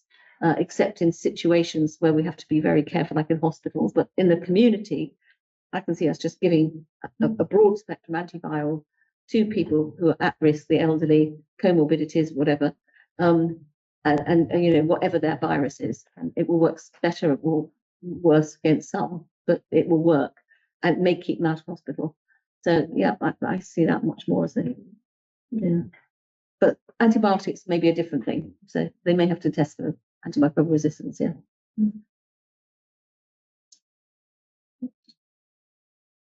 Thank you.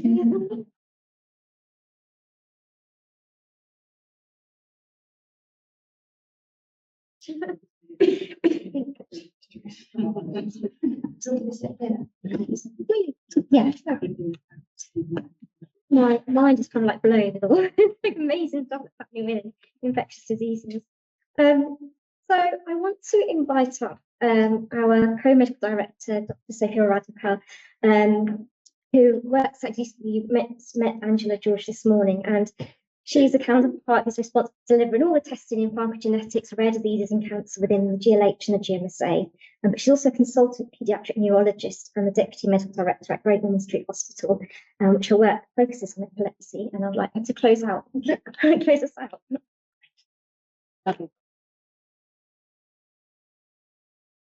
Thank you very much, Dharmeesha.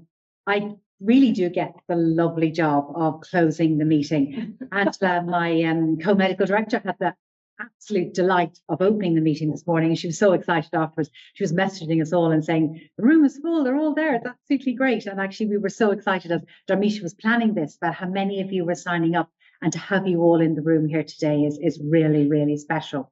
I am going to be very aware that you are all going to be going, okay, now, can I get away soon? They said they'd finish by 4:30. We'll be finished before 4:30. You'll be pleased to know. I've only just a couple of things to say to you, which are really wrapping up the day and opportunities where we would love you to continue to work with us and to know more about the topic and work with Dharmisha and Raliat. So I hope, as you look at that list on the screen, that they were the objectives for today. And I hope as you skim down through that, you think, yeah. Got that, understood that. That made me think, didn't agree with that, did agree with that. And certainly from the questions that we had at the end and our new advances in terms of the antimicrobial stewardship and metagenomics, who really had you all thinking and asking questions. So it's been a great selection of learning. But certainly for us working in the field of genomic medicine, and as Dharmisha said, I'm not a clinical geneticist. I don't come from a genomics background. I am a pediatric neurologist. Yet there, when I looked one day at my clinic and the children and the young people coming through, almost every single one of them had had a genetic test along the way. And almost all of them, it was useful in terms of me thinking about prognosis and treatment. And treatment, a lot of treatment is drugs, is pharmacy, is therapeutics, which wider than the drugs, it's all the novel therapeutics which you are involved in as well. So pharmacogenetics and pharmacogenomics, it must be pharmacy led. And the rest of us who are not pharmacists, we need you to lead that. And we need you to engage with us as your key stakeholders, even though you're here today for us in the Genomic Medicine Service, reaching out to you as our key stakeholders. And we should not be afraid of this, because this is not going to replace our clinical judgment. We're all clinicians in the room, and we still will use our common sense, our education, our expertise, our maturity. But it's a brand new area, it's an expanding area. And, my hope would be that one day I make a diagnosis, a clinical diagnosis, and that child has a pharmacogenomics panel, which tells me which drugs not to bother wasting that child's time on, and which drugs are going to give side effects, and which drugs are going to be the ones to try and use. And that day may not be too far down the line. I'm always an optimist, but actually, as Judy said, you don't think these things are possible until you start doing them, and you go, look, it is possible. But in doing that, today is part of all the work that Dharmisha and Raliat are doing in education and training across all healthcare professionals. And the NHS Genomics Workforce Education and Training Strategic Framework, such a mouthful, but these frameworks are really good when we use them to our advantage, when we take them and we say, right, this is what we're going to do with this. This is how we're going to get the resources and the time for this training and this learning. And there are resources out there. There is the Genomic Education Programme. There are short online courses, and that concept of just-in-time resources, which is a little new to somebody of my generation, but actually to those of you younger in the audience, you expect to search it up. You expect to find something really quickly, and you're right, that's the way it should be. And those resources are coming to be out there, and they will be more and more. And in the North Thames GMSA, we have an educational toolkit. So if you haven't found it already, which I'm sure most of you had, go have a look at this. Dharmisha keeps this up to date. There are curated collections for pharmacogenetics, familial hypercholesterolemia, Lynch syndrome. It gives you notice of when there's going to be webinars, when there's going to be in-person events, lunch and learn, the newsletters, all the networking events that you can sign up for and join us. And we really want that. And then hot off the press today are the Pharmacogenetics podcast series, which Dharmisha has been working on and roping in all her friends and her contacts to take part in these. And so have a look at these, download them for your commute, for your daily walk, for whenever it is you want to shut the world out, but actually do a bit of kind of thinking and education as well also. So I really do think you will enjoy those. They're out there and available now. And in addition, in North Thames, we have got the Pharmacy Genomic Medicine Network. So There are over 60 pharmacy professionals already involved with this. And just you can glance up there and see the kind of things that are being done. And there's Darmisha's email, if you don't already have it. She's the person to contact to get involved and to be part of this. And then on the level above that is where we work with NHS England and the NHS England task forces for those frameworks. And then whatever Darmisha, and actually I'm very aware that in the room here today as well, have been colleagues, lead pharmacists from our other genomic medicine services. And so when you go to those, you bring back the information to us at the regional level. And these are the ways to share it, to implement it, and bring back up to NHS England the other things that we need. So if you're interested again in taking part in that, you are absolutely welcome and we want to hear from you. And then finally, it's the thank yous. Huge thank you to all for coming today. Huge thanks to all of our speakers and our chairs, our panel members, and those of you who joined us as faculty in the working groups over the course of the day as well. It's been amazing having you all here. And then finally, enormous thanks to Darmisha, who basically has done all the work in setting this up and leads on everything, supported by Ralliat. But I will just finish by asking you all, don't forget to return your badges at the registration desk, because so we can reuse them. But finish, please, with an enormous round of applause for Darmisha.